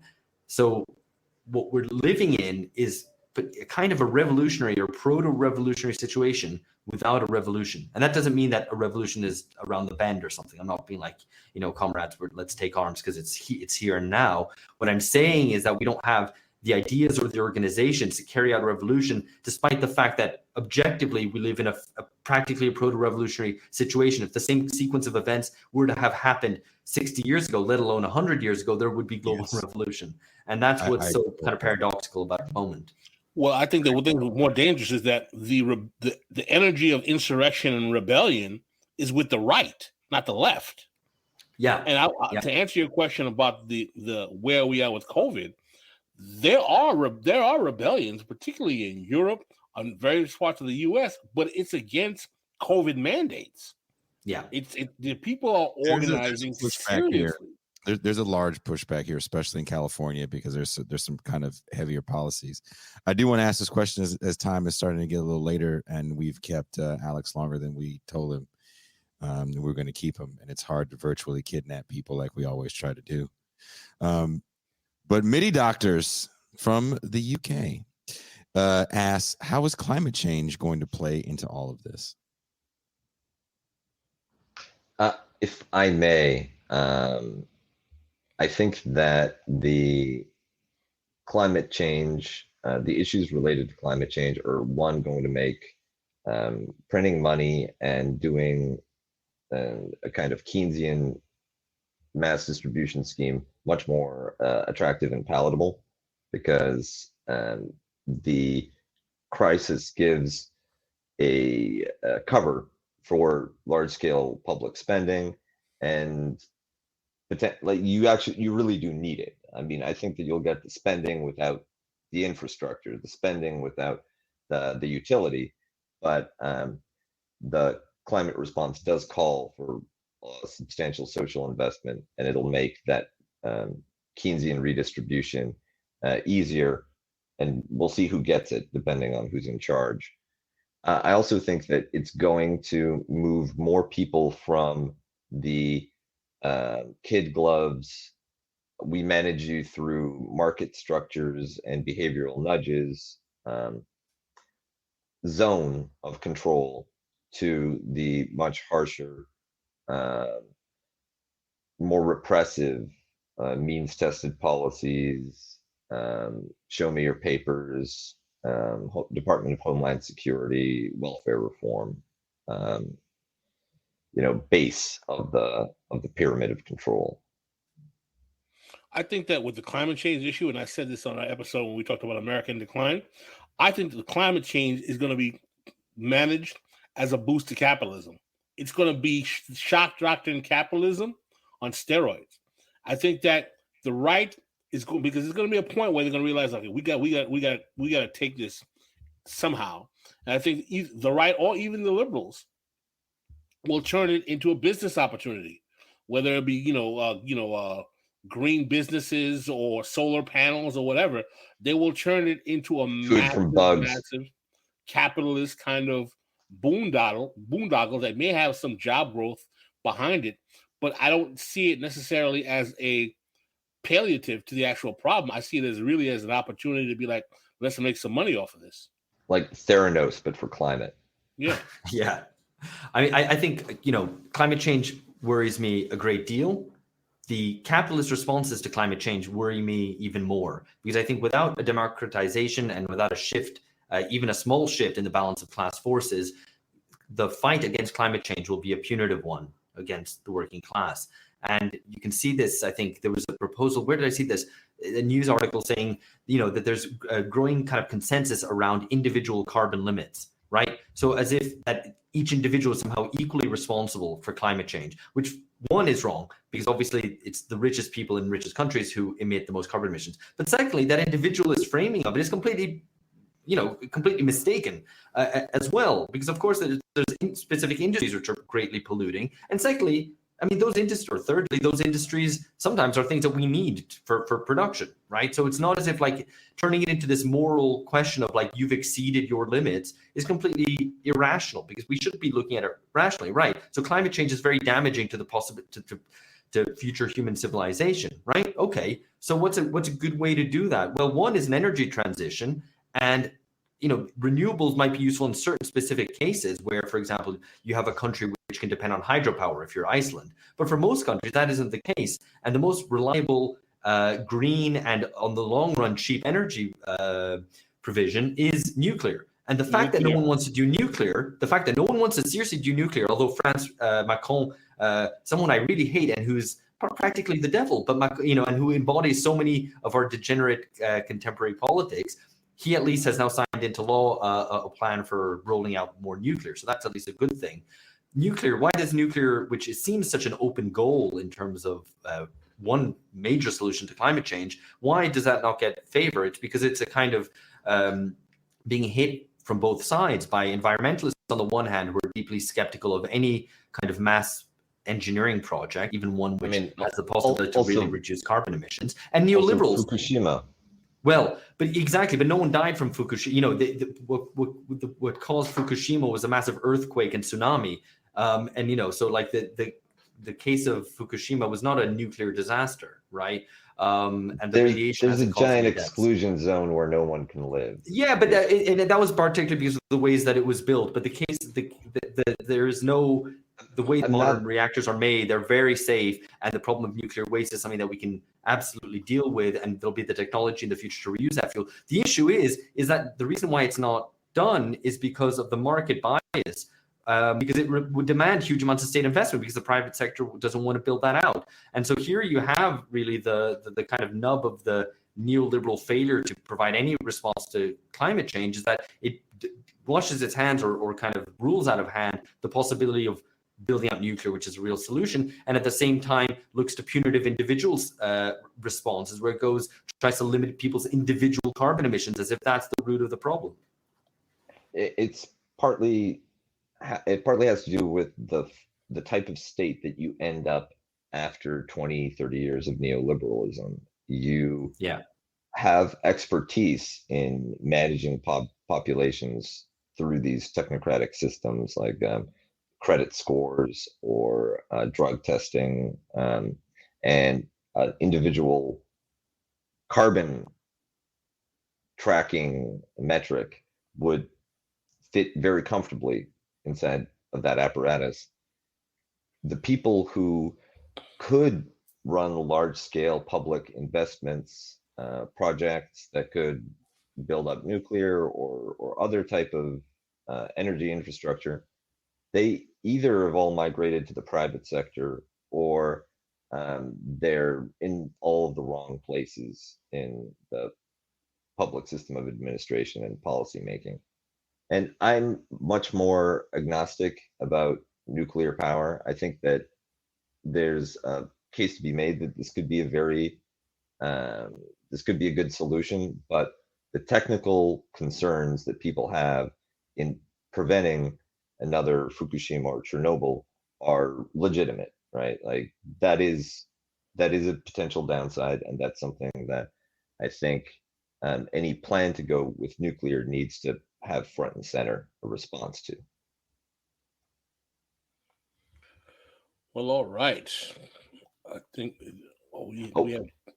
Can I just ask one question, and maybe Alex, you could answer it just as briefly as or at length, depending on how you like. But if the end of history is really over, then was there ever a moment where do you think that project could have succeeded and it could have gone on, or was this doomed from the start as a fundamental misreading of how change happens in history? whether the end of history as a project could have continued indefinitely. Is that the question? Yeah, could have things worked out for neoliberalism and globalization in a way that would have justified Fukuyama? Or I don't think was it no, destroyed? I don't think so. I mean, obviously to a certain extent, to what extent is the end of history truly over, right? There are lingering elements of it. So even if a lot of the planks of it have dissipated or are seriously under threat. So you can think of like globalization. Okay, there's a recoil from that. Globalism, the whole ideology of flattening and, the kind of instant world and whatever, that, has gone. Neoliberalism, as we've discussed already, is kind of being eroded from within. The post-political kind of technocratic management politics, that's something that's also gone. And the other element, and this is the fifth element, I would say, of the end of history, and this is one that is still with us, which is capitalist realism, to use Mark Fisher's term, which is the inability to even imagine an alternative to capitalism. And I think that we're still kind of with, because all our imaginings are about things getting worse or worse dystopias, or at least holding back from the worst things happening. That's the sum total of our ambition. So in that regard, we still live in the world after the defeat of socialism, after the defeat of the working class. And that defeat is something that, of course, is not just something that happened suddenly in 1989, right? That defeat is something that happens, depending on the way you look at it, in the early 1920s or in the 1930s with fascism, with the Second World War, with the defeat of the attempt at a new left in the 1960s, right? So there's a sequence of defeats. But what is unique, I guess, about the 1989 moment and the Fukuyama in end of history period is this defeat of politics itself, so that you don't just have the defeat of the possibility of revolution or of socialism, but the defeat even of social democratic politics. And what's interesting is that you needed the revolution, the threat of revolution, and the existence, as an existing example of the USSR, however degenerated that was, as a threat to ruling elites, that allowed a limited form of politics to happen, right? So like what underpinned the possibility of social democracy was the threat of communism. And without that, then you can't just reform social democracy out of nothing. That isn't really answering your question in a way, because it's kind of saying that, well, the end of history seems to still be with us. And to a certain extent, the jury's still out on that, and it won't be resolved until there is a genuine systemic alternative that emerges to challenge that. So, we're not saying that history has re-begun. That isn't the case. What you have is politics kind of returning to the scene in the form of dissensus, always in a negative sense, in a way of more breakdown than something new emerging, but it offers a chink of light, right? And so in that situation, you have to live with this uncertainty. It's the end of history. It's not the rebirth of something new. And that's the kind of world we live in. And that's why everything is so particularly confusing in this moment. So, at least in the book, we try to provide hopefully a little bit of clarity around that. The internal contradictions of capitalism would have not allowed the end of history to continue. That's what my answer is. It was going to crash. And it did. Mm-hmm. Yeah. Well, Alex, thank you for giving us more of your time than you had originally promised. My pleasure. I am very sad we did not get to talk anti-politics and the end of history and when G.I. Joe made the pivot to stop fighting Cobra and fight eco-terrorism. The real enemy. I'm actually I had a whole fucking question around that and the rise of shitty shows like Jackass and let me go back and re-examine my notes on that, and then we can do that another time, because that sounds a lot like a lot of fun. Yes, I know you are not from the States, but I know it wasn't G.I. Joe where you were. It was Action Force. No, I don't know. I don't know what that is. What was it called? Gene. If Gene Bajlan was here, he knows, because he's from Hull, and he knew Action Force. It was literally the same thing as G.I. Joe. They just changed a few of the things, and I forget they didn't fight. A bit less macho, maybe a bit more British or something. Yeah. Yeah, they stopped for tea. Yeah. But yeah, I definitely look forward to having that fun pop culture conversation with you. But thank you, and also definitely get into the weeds with music with you as well. I definitely want to talk with you about music's role in all of this that we are discussing. So I want you back. Let's do that. Yeah, no, that's great. Let's do that. Let's do that. I've had a huge amount of fun. I thought this was really interesting and like great points from you guys as well, which things which certain angles to questions which I hadn't thought of. So great stuff. Great stuff. I enjoyed this. Thank you very much, Alex. I learned quite a bit. Cheers. It was very enjoyable. There's links in the description to Alex's book, The End of History, out right now. It's out now, isn't it? It's out. It's been out. Yeah. No, it's in all good and bad bookshops. Where's the best? Where's the best place to buy it? History? Also, and I apologize for not saying this when I introduced you. You are part of the Bunga Bunga podcast as well. That's right. Yeah, at BungaCast, wherever you want to find us, or bungacast.com. There's also links anywhere you buy your bungas. So thank you, Alex, and you have a great rest of your day in Sao Paulo. Cheers. Peace. Thank you. I should have also asked Alex about my horrible hamburger experience in Sao Paulo, where I did not understand how to order a hamburger in Brazil, and I'm still miffed at what they gave me. Alex goes, I want to all caps, so you know he's serious. Okay, let's go. Now the serious stuff starts. Let's go. So Alex, I wasn't in Sao Paulo at this point. I was in Florianopolis. Okay. And we had just played a show, and there was a burger place across the street from the venue, and I don't eat before I play, so I asked our tour manager, who's Brazilian, and I said, "Is that place going to be open?" And he goes, "Yeah, it should be open." And it wasn't open when we were done with the show, but there was another little stand next to it, and I ordered a burger. And then, make a long story short, so many things were on this burger. It was like baby corn and fucking chickpeas and ham, everything but cheese and motherfucking meat.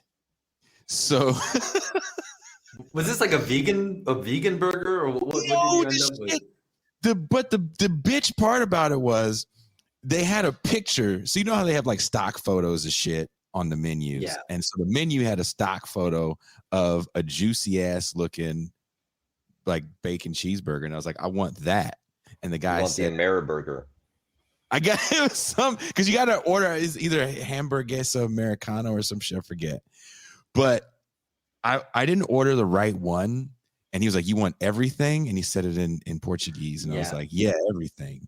That'll be a X tudo. So that like a X like is literally like an X, the letter X, but it sounds like cheese. So it's like a cheeseburger, and tudo is just everything, right? So it's like a cheese everything.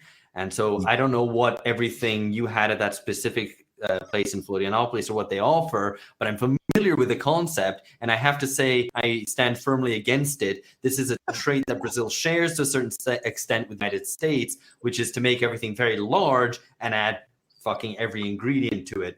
And so I'm not a fan, and often the kind of balance of flavors and acidity is all kind of out of whack. You should try the hot dogs here, because next time you're here, I'll take you for a terrible hot dog where there's all sorts of things. There's mashed potatoes in it, right? Mashed potatoes inside the hot dog. You get a kind of creamy white cheese as well as some sort of cheddar, like which you have in the States as well, kind of fake cheddar. You have peas in there often, and then you have like matchstick potatoes and a bunch of other stuff.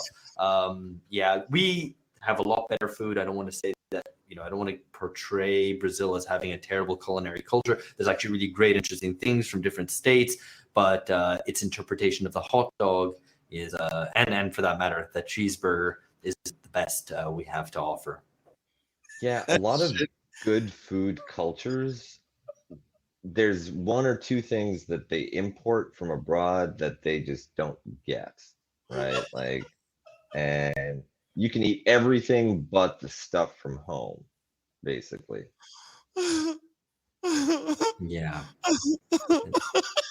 I mean, People you could just serve it in a bucket and it would, basically come out the same. So Yeah, Kentucky Fried Chicken. Like, get one of but those that's just fried buckets. chicken in a bucket. But I'm saying, peas and frankfurter and bread and cheese. You would put that What in a you do is bucket. you request all of the sides, but poured into the bucket with the chicken, and that sounds like it might replicate your Wow. experience.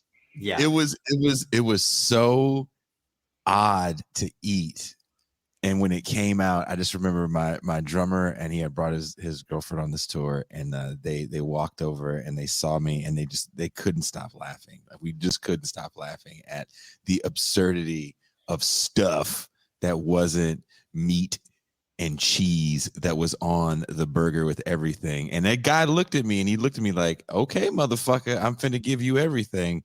And I was like, yeah, I'm thinking grilled onions and shit. And did I learn my lesson?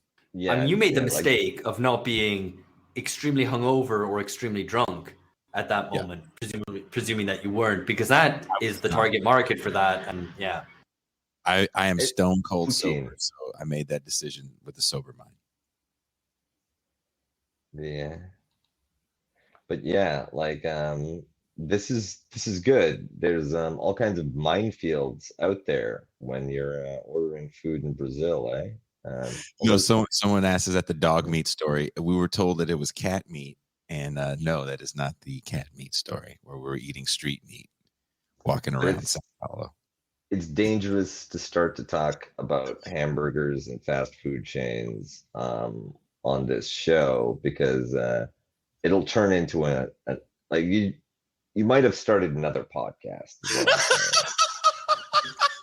I've been looking for another project to just talk and rant about food. So if anybody's interested in doing that, I'm game.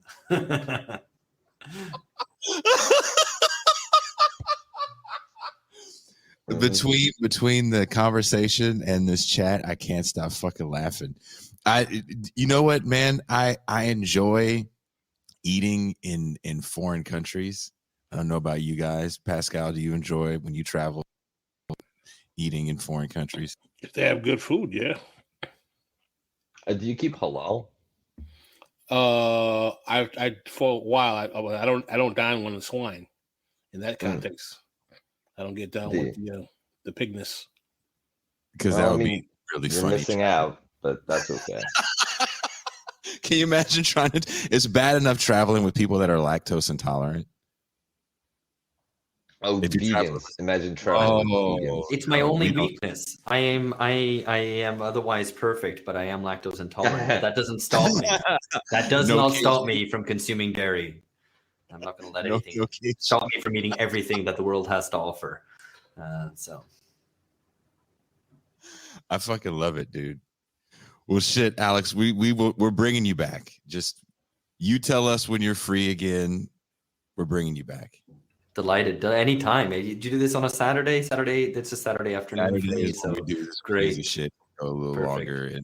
Because I definitely, again, I want to get into the pop culture aspect of what you guys were writing about. And I'm kind of sad that we didn't get into it, but I want to hear more from you about that, because I'm really interested. You sent me this thing that you wrote. I thought it was fantastic about kind of punk and everything. And like, I don't know that much, so I'd love to learn more about that and try to understand that angle of it a bit more, of where, kind of popular culture and music specifically ties in with, I guess the shrinking of historical horizons. I was, real quick before I let you go. Last Thursday, we do a live stream on Thursday. We have we usually keep it, we do the first hour and then we keep the second time, the extra time behind the paywall. And our behind the paywall discussion, we actually got into the weeds on hip hop. And you touch a little bit on hip hop in your book, a little bit.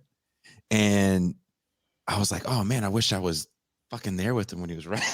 We could have really got into the weeds on.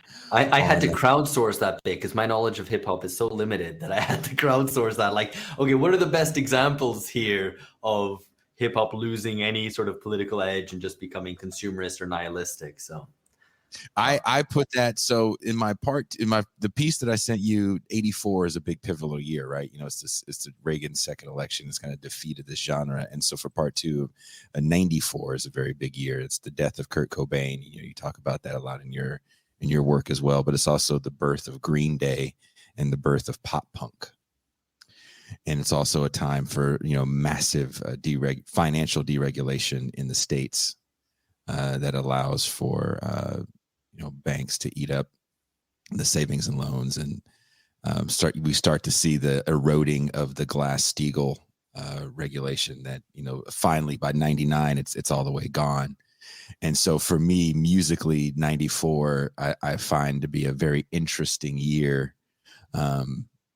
as Cobain succumbs to, you know, addiction and, you know, the fighting contradiction he's constantly having internally, and then sadly kills himself.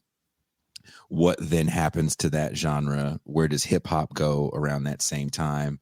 I also feel that, you know, maybe it's around 91, 92, that we see hip hop take a huge turn to they're no longer the street reporters. Remember that, Pascal? We're not rappers, we're street reporters. We're reporting the news. We're like the hood CNN. And that's what everybody was. And then by the time The Chronic comes out, they're no longer reporting on the street, and they're just selling a lifestyle. And The Chronic for me and Illmatic are lifestyle brands, hip hop albums. It's an interesting premise with some merit, a lot of merit. So we got into the weeds on the podcast talking about all this. And there was an aspect that you talked about as well that I didn't really get into, which was the repetitive nature of dance music and the blowing up of. Yeah, I was kind of pissed about that because you took a shot at house music. I was like, whoa. I'm a huge fan of house music, but, you know, I think you can read it, I think, in that way. I can't read maybe not house music from the 80s. I was talking more about techno, to be fair. I was thinking more about techno. Kind of techno There's a difference between techno and house music. The Brits use it differently. Oh, I know. It's a little like The Brits call it garage. They call it garage. Garage. Yeah. But I you know, as a person that I've actually worked, I did finance stuff at the bigger festivals. So working at the largest EDM festival in the States, it was interesting to read your commentary about dance music. I think that Starship Troopers is in some ways like a fantastic artifact of this period. And putting aside all the militarism, alien, neo-reactionary stuff, it's set in Buenos Aires, but everything is filmed in Los Angeles. So you get the sense that neoliberalism, globalization has won to such a point that every city in the world is Los Angeles, right? That's the end game. That's the real end of history. And then the little cultural details, for instance, at their prom, they're listening to this sort of lo-fi electronic music. And like you said about dance music, no beginning, no end. But also, if you listen closely, the lyrics are just like, everything is fine. You're doing okay. Just keep dancing. Everything is fine. And there was that sort of narcotizing effect of pop culture in the 90s, going along with the demobilization. Like a lot of it was just about like feeling good and not thinking about things. Yeah, and that's a lot of pop music today, right? It's about tonight, and that's about the limit of it, right? By the time that the iPod comes into existence and we're able to put large amounts of our music collections on one device and shuffle, what becomes interesting to me as well is the fact that music starts to be made to ignore. And with the kind of blow up of IDM music, intelligent dance music and all that other, chill wave and all this other stuff that I enjoy. I enjoy playing music in the background to all my tasks, but and again, we always talk about, is music really a revolutionary force? And then wouldn't say it's a revolutionary force, but there's something to be said about how you felt playing full records and the feeling you felt when you went to go pick through the records or the CDs or the tapes at the shop that you bought your music at, and the person that helped curate your tastes when you were a younger person and was like, hey, what's the new blah blah blah I want to go get, and now all that's done for you with algorithms. Yeah, exactly. Like that person has been brain scanned, reduced to their essential components, and uploaded so that they may permanently and perpetually give you album recommendations. And it's someone asked a question in the chat about Toro y Moi. I used to know that guy because he practices at the studio. Yeah, I would call them chill wave. They were so quiet. We didn't even know they were there half the time. You should never be in a band and I not know you're there. Practicing in a loud ass warehouse. But there, yeah, that whole thing about dance music to me and the repetitive nature of it, and then the apolitical nature of shows like Jackass and the rise of reality television is definitely what I'm trying to write about. And I'm not joking when I say I'm going to send you an email about what I'm thinking, because I want you to help me with these thoughts, Alex. I'm not fucking around. Do it. I'm looking forward to it. Yeah, that's good. That's good. It'll make me listen to more music because I've been so bad at even listening to music recently. I don't know what's happened to me. So maybe that'll encourage me to kind of go back and listen to some things. Dude, I'm still listening to the same people from Bristol that came out in the 90s before the show started. The Massive Attack before we went live. So it's good stuff. I can hardly recommend like contemporary things because I just think that there's so little that's good. But that might just be me showing my age. It's that thing. You're like, this is a deep historical insight about our present moment, or maybe it's just the fact that I'm in my mid-30s. I don't know. Chris Rock says, and Pascal always backs this up, whatever you were listening to when you first started fucking is the music you're going to listen to for the rest of your life. Yeah.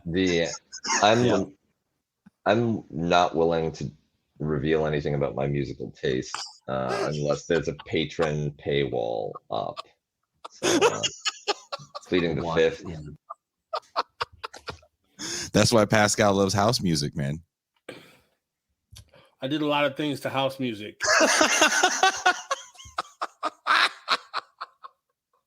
And he's not talking about macrame.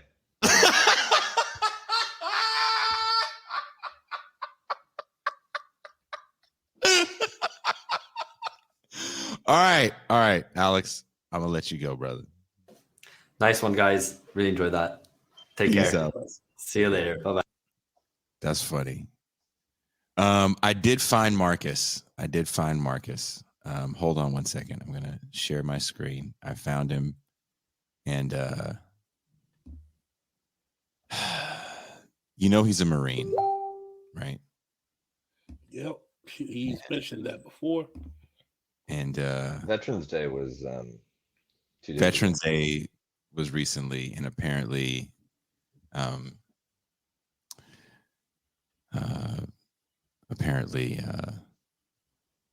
we found Marcus.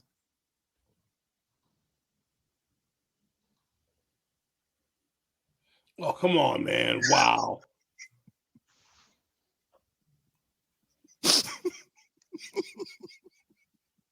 I mean, I agree with Pascal on this. Mostly, I'm just relieved because the way that you said it, I'm like, is this like a bad PTSD story? I am deeply concerned. No, Marcus is just fine. Hold on 1 second. So we have a. Can you hear me, guys? Yeah. Yes. Okay. Are we still live? We do have one more guest coming in. Actually, a friend of mine, also from my alma mater, the Albany High, is doing a fundraiser for Kashama Sawant. And it's going down in Oakland. And because I can't be in Oakland to be a part of it, I told him, hey, why don't you come on the show and we'll talk about what you guys are doing for Kashama Sawant. But he's having some problems connecting, and some of those problems are my fault because of my shoddy internet. Also, I do want to say for patrons that listen to the audio only podcast, we are having an issue with Patreon allowing me to post any sort of MP3s. So once I get that straightened out, I'll have a post. So I wanted to keep you guys aware that I am working that out. So Pascal and Kuba, can you guys have a meeting of the minds while I help Enrique come in? All right. Kuba didn't expect this to be happening. It's becoming a trend. I feel like he might be queuing us up for a spinoff, or it's some kind That of would like. be interesting. I could see a buddy cop situation working out. That Like, would be interesting. I think I would be the good cop in that paradigm. well, I think we would. Or it'd be just bad cop, bad cop. Exactly, bad cop, worst cop. There you and go. We could alternate seasons. So one season we're like solving crimes in Miami, or and it like takes us in an international web of intrigue to Port-au-Prince. We get to see Haiti, and then the next season is all Polish winter.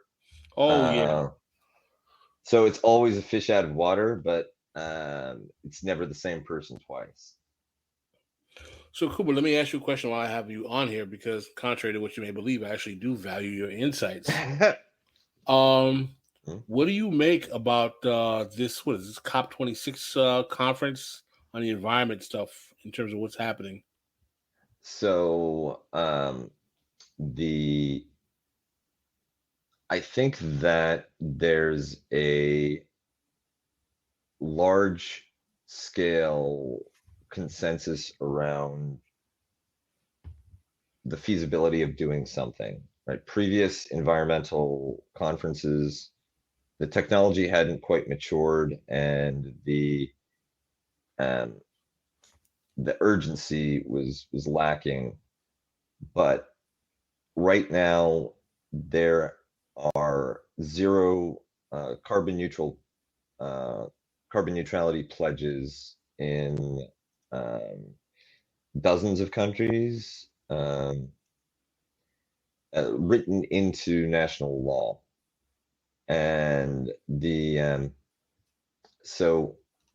Canada has one. 2040, I think, is the date that the country is supposed to be climate neutral. Two countries, Bhutan and Suriname, are already carbon neutral, but the China has it unilaterally announced 2060 as its year for achieving carbon neutrality, and the cost of renewables has gone down so much so that some combination of renewable technologies plus hydrogen fuel plus nuclear, where it's appropriate and can be done safely, could conceivably get you to phase out fossil fuels for energy generation.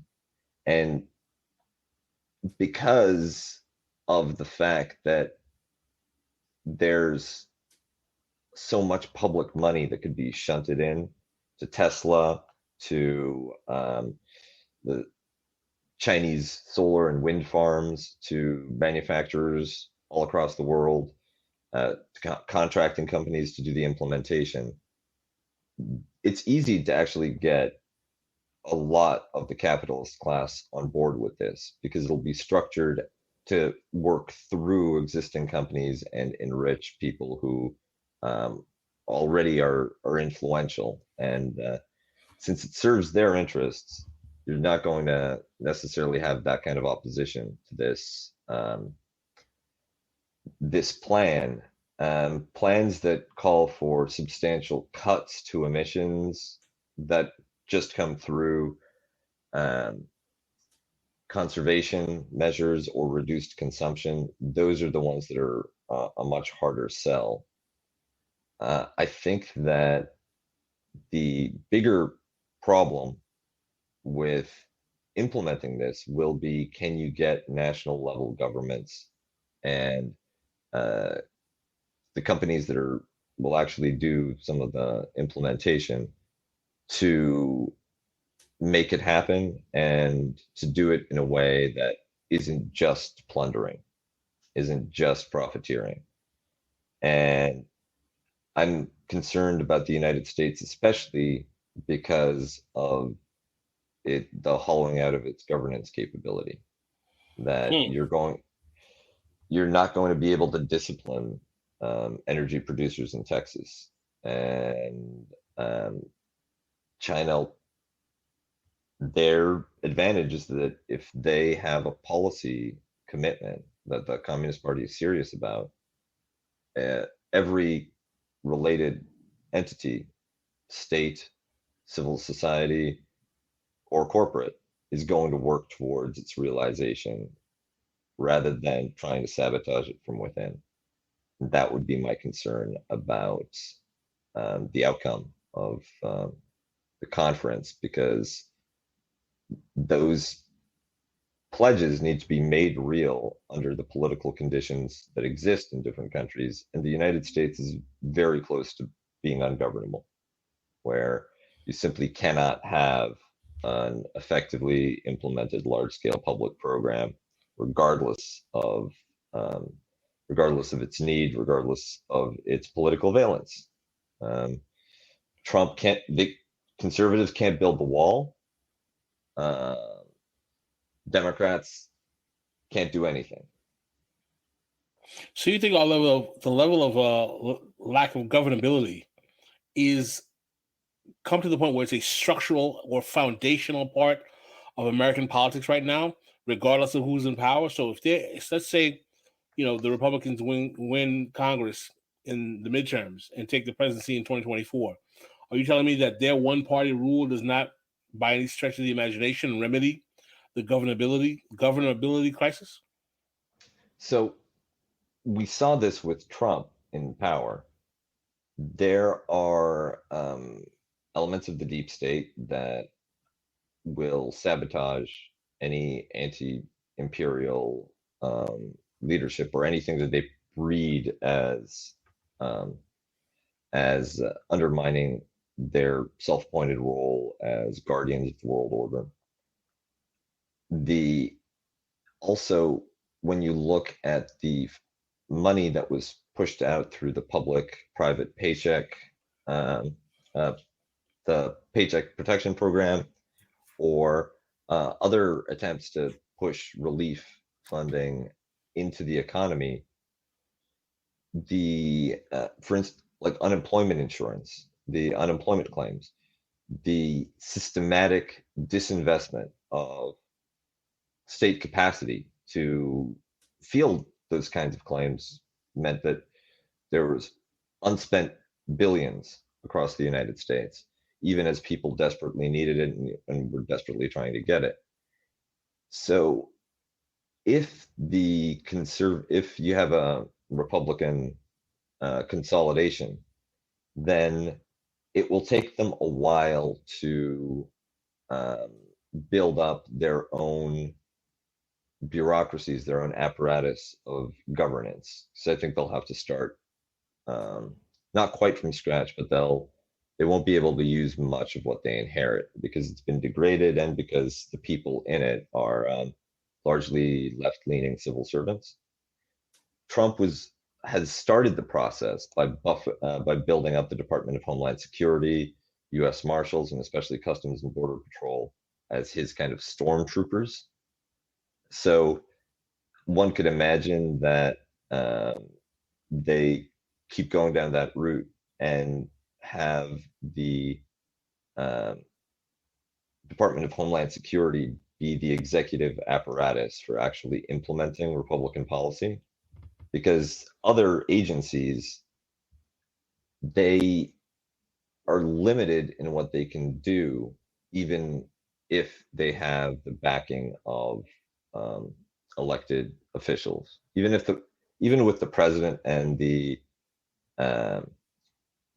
and like Congress at their back, CDC, the Department of Energy, the FDA, all bump into real practical obstacles in attempting to actually do something positive rather than just distributing money and handing out permissions and the typical corporate giveaway neoliberal agenda. It's definitely something to think about. Yeah, cadres. A person, to quote a great figure that you admire, cadres determine everything, and the political parties in the United States have invested so much into building media and electoral cadres that they don't actually have policy people, and even more importantly, they don't actually have bureaucratic operators. So they're limited in what they can do with this hollowed out bureaucratic husk that looks impressive from the outside, but in reality, the US government requires thousands, tens of thousands of contractors to augment its own workforce just to do what it's supposed to do already. Well, then what you're saying is that basically, regardless of who takes power, there's going to be a crisis of governance component that's going to be making any type of actual implementation of policy almost impossible in the United States, simply because there's total lethargy in the institutional mechanisms of governance.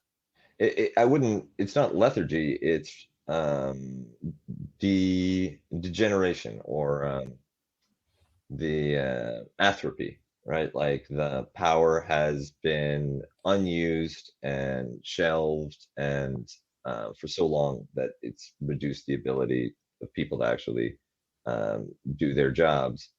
And I think that one reason why the United States likes sending in the National Guard or doing things through the military is because that's one of the few institutions in the public sector that actually still has solid command and control, its own internal capabilities. It could get big projects done.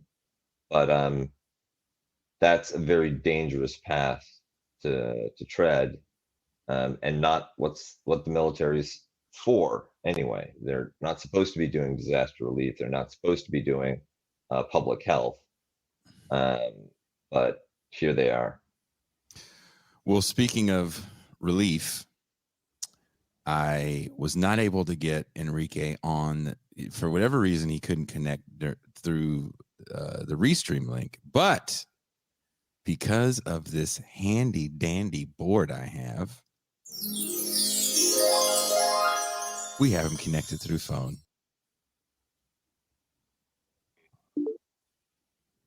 And then I got kicked offline.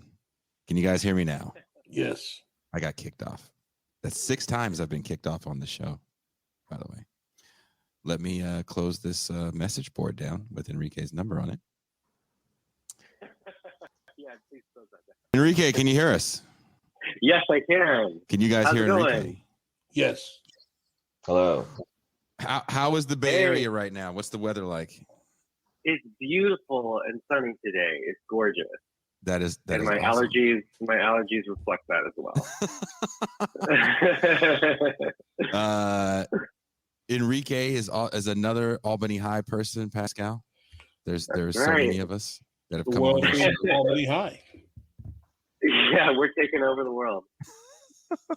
So I have your event up on the screen. What is going on, and why does Kashama Sawant need your help? Oh, thank you, first of all, so much for having me on. I'm a big fan of this show, long time listener, first time caller. And this is also my first time ever being a guest on a podcast. So I'm really excited about this. And I'm very grateful for your generosity. And Socialist Alternative Bay Area, the organization I'm a part of, we're really, really grateful for this opportunity as well. And so I'm here to kind of do a 11th hour push for our stand-up comedy fundraiser for Shama Sawant. Mm-hmm. She, as you and your viewers may know, Shama Sawant is the first socialist to be elected to city council in decades, and has been enormously successful in using her office to build movements and win concrete victories for the working class. She was elected in 2013 and reelected in 2015 and 2019, despite major well-funded opposition. The most recent time in 2019, Amazon actually spent an unprecedented $1.5 million to oppose her, which is unheard of to pour that kind of money into a city council race. But they couldn't do it. She won, and so now they're trying to do this do-over. And get rid of her via an undemocratic recall attempt, which I can get into a little bit more. But we're trying to raise money to fight this because she's been such an effective fighter for the working class, and we can't let them do this. Where can people get tickets? There's a question. Is it on Eventbrite? Yes, it's on Eventbrite, and there is, I think, just a few left. So I really recommend people go into the Eventbrite link and getting a ticket. That's 4:00 today at Oak Stop, which is on 1721 Broadway next to the 19th Street BART station, to make sure that you can get in. And I can send you the link. Yeah, send me the link. Send me the link, Enrique, and Okay. I'll put it up and have our Cool. wonderful moderator as well put it up. M. Toussaint, as soon as you send it to me. Yeah, I'll do that right now. So we've had Kashama Sawant on the show. It was actually I thought that was a good episode. That was a damn good episode. She's a fiery woman. She brings the fire. Yeah. So who is all going to be at the show? Can you tell us who all the guests? Why does this Great keep question. popping up? So it's going to be, let me see here. So the featuring comedian, writer, and union organizer, Nato Green, is the headliner. Okay. And there's going to be fellow comics Marcus Williams and Richard Raya. Also in attendance and speaking is Progressive Democrat Janani Ramachandran. She was on the show before. Oh, really? Yeah. Oh, cool. Yeah. She's going to be there speaking, and also some activists from our organization. Some activists from your organization? Yeah, from Socialist Alternative and the Shama Solidarity campaign. Okay. Well, this sounds fun. I'm kind of bummed I can't be there, man. I know. There's a live stream that's going to be through the FB page that I can send to you too, if that's possible. Yes, please send me the live stream link as well. I'll send you like 27 links. That's fine. Pascal, do you have any comments on Kashama Sawant? I enjoyed having her as a guest, and I like her energy. She seems very, very motivated. Indeed. Do a little bit more of kind of enumerating some of her accomplishments, and also kind of pointing out why anyone outside of Seattle should care. So, first of all, her victories, they are immense. She's, I would say, far and away the most effective Marxist in office in our country. She led the movement for a $15 minimum wage, which was the first in the country in a major city, and that spread like wildfire. She led the movement for the Amazon tax, which now gives Seattle $250 million a year for affordable housing and a Green New Deal. She helped lead BLM protests, which led to Seattle becoming the first city in the country to ban police use of chemical weapons and crowd control weapons. Now that, unfortunately, was later rolled back by the less progressive city council. She won renters' rights that forces landlords to give tenants 6 months notice if the rent will go up by 10%. And if this rent increases, if that rent increase causes tenants to have to move, landlords will have to pay the tenants 3 months rent.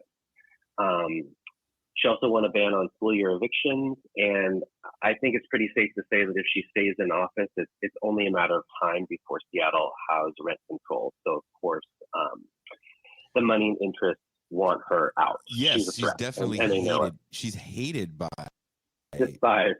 the landlord. Definitely hated by big business. But I mean, the landlord class definitely hates her because it seems like her whole platform is definitely on renters' rights, to the point where didn't she, and maybe I'm wrong on this, I can't remember, didn't she get something passed, or was trying to get something passed, where they were taking off felony convictions as a question on the rent application? That's a good question. I'm not exactly sure. Okay. Because I'm not in Seattle, so I don't, not quite as much in the weeds, but that's entirely possible. And but you're right. She is a fierce advocate for tenants, and they know it, and that's why they're trying to get rid of her. And the recall itself is just so gross. It's an interesting story. If I could just kind of briefly go into it. So, like I said, they're trying to do this do-over. They've tried to get her out of office doing more traditional, albeit still kind of scummy methods of blocking for re-election. They haven't been able to do that. So now they're trying to do this recall campaign, which is really part of this nationwide right-wing voter suppression tactics that are happening. It does not just happen in the South.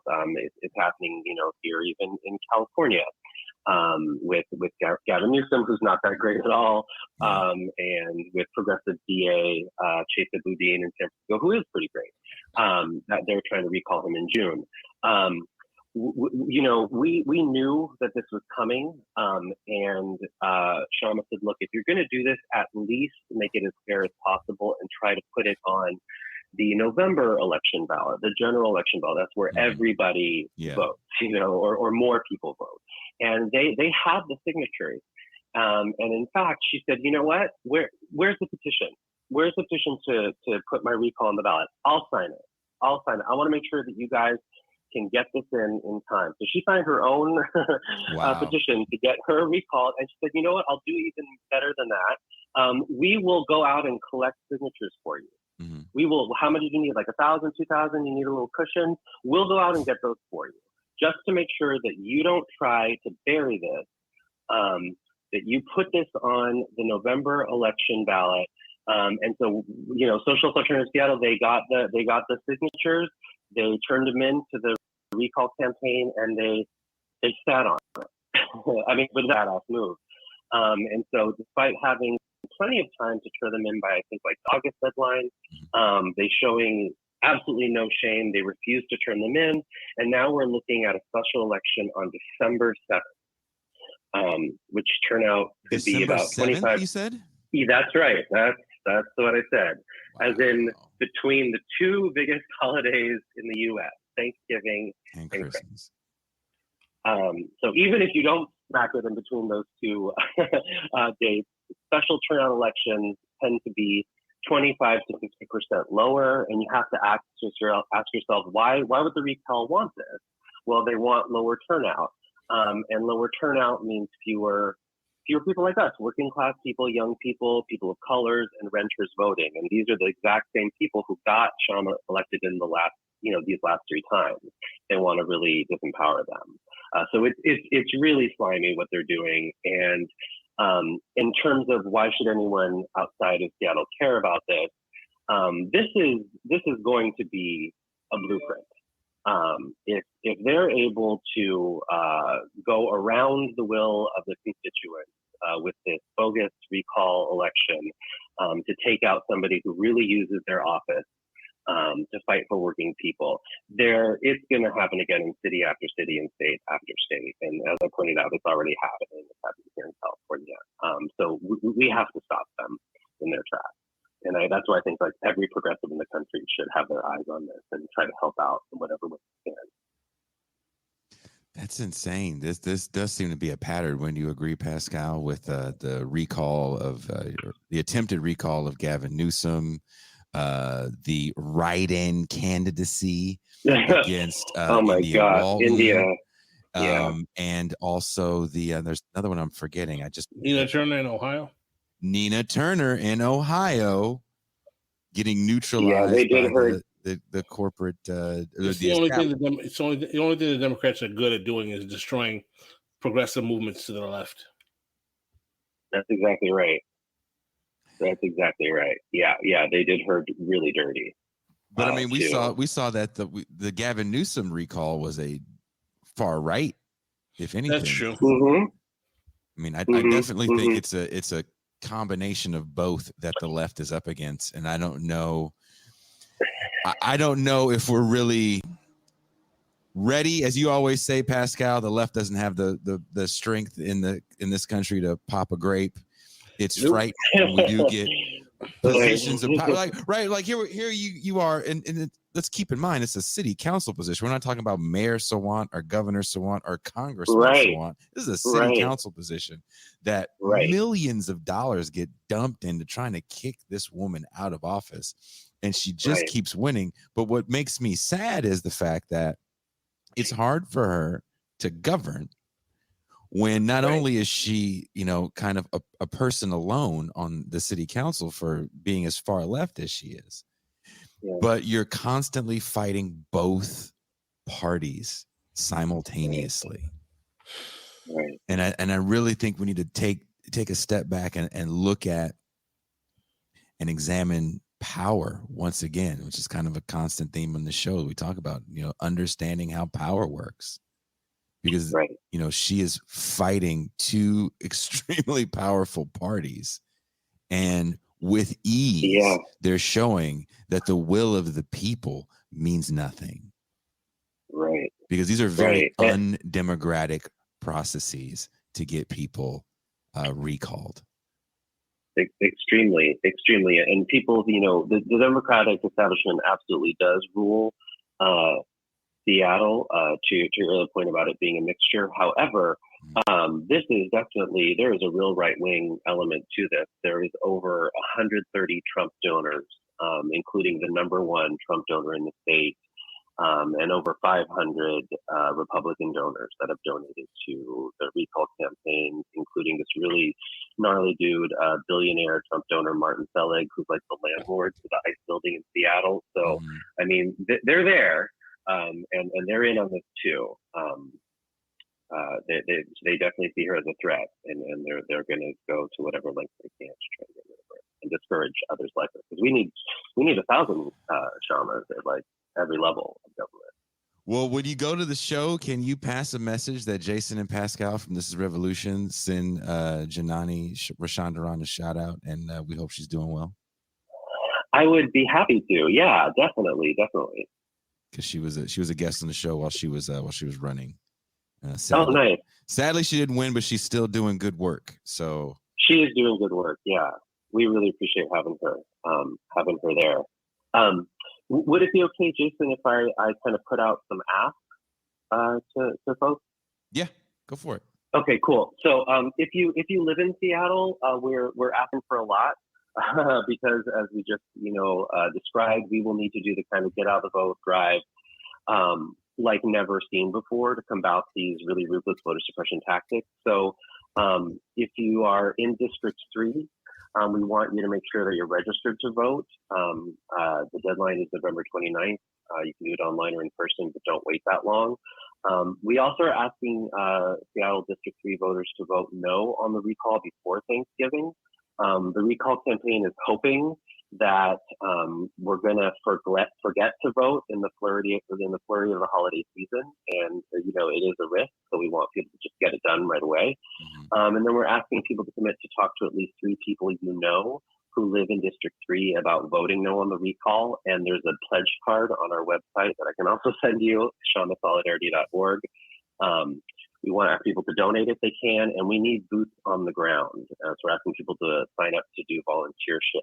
I'm going to be going out to Seattle first week of December to volunteer. And so if you live outside of Seattle, there's still a lot you can do to help. You can donate, you can phone bank, and you can consider taking a trip to Seattle.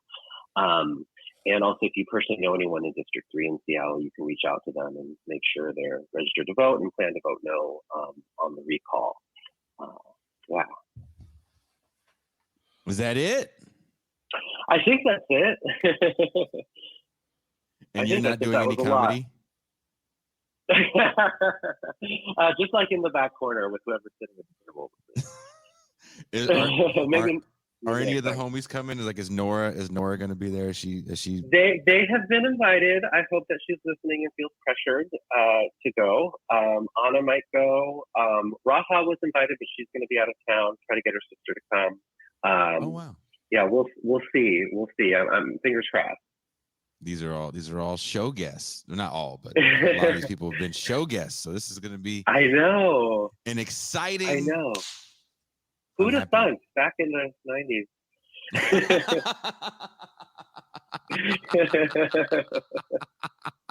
We were just talking about the goddamn 90s earlier on the show. Well, Enrique, thank you. I'm gonna put the links up that you gave me. Okay, thank you. I might send you a few more. Go for it.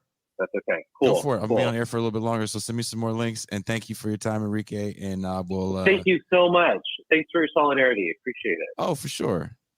We AHS Cougars stick together. Go Cougars. All right. Thanks, you guys. Take care. All right. Peace. Have a good day. Bye. That was Enrique Vallejo with Socialist Alternative that are doing a fundraiser for Kashama Sawan in Oakland, the town. I would have been there had I been in the town, so I am very sad. So when I saw Enrique invite me, I said, I'll do what I can and put it on the show. There's a handful of people from the Bay Area that watch the show. So, Pascal, do you have any closing words? This is a good show. We definitely jumped into different subject matters. Enjoyed it very much. I have to get ready for one of the shows that we have next week with a guest on a book that I need to finish reading, Heidy's Paper Wars. She's coming on the 18th. And we have Sam Cedar that's going to join us Tuesday. Yeah. Where we're going to talk about his time at Air America and the need for left broadcasting, left media. I'd really like to interrogate that with Cedar and what he means by that.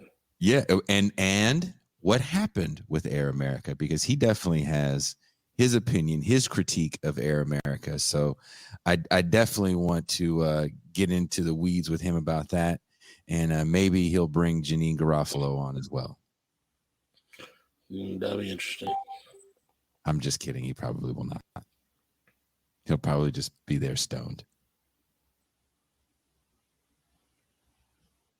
And also look for, if you are a patron, sooner than later, look for Pascal and I's Oxford University talk. It was Pascal's talk that I was featured in because I was having ridiculous Wi-Fi issues. So Pascal didn't just steal the show. He did a masterful job of doing what he does best. And it was a beautiful thing to see and to be a part of. So I'm very, very, very proud and happy and overjoyed at our messaging. And even the way it ended, I thought the way it ended was very hopeful. You see, Pascal is just angry now. I'm not angry at all, brother. But Gene sends us to remind people that the Gaming Materials show is coming up on Wednesday. Yes, Gaming Materialist is coming up on Wednesday. Gene already recorded it with C. Derek Varn. It's Gene and Varn's show. And they're going to be talking to some union labor organizers that work at one of the gaming companies that creates, I think, miniatures. So that'll be up Wednesday, and Thursday we will have on, what's the author's name, Pascal? Oh, Cynthia, I think Stein. I forgot the name of them. I have the book here somewhere. The book is Heidy's Paper War.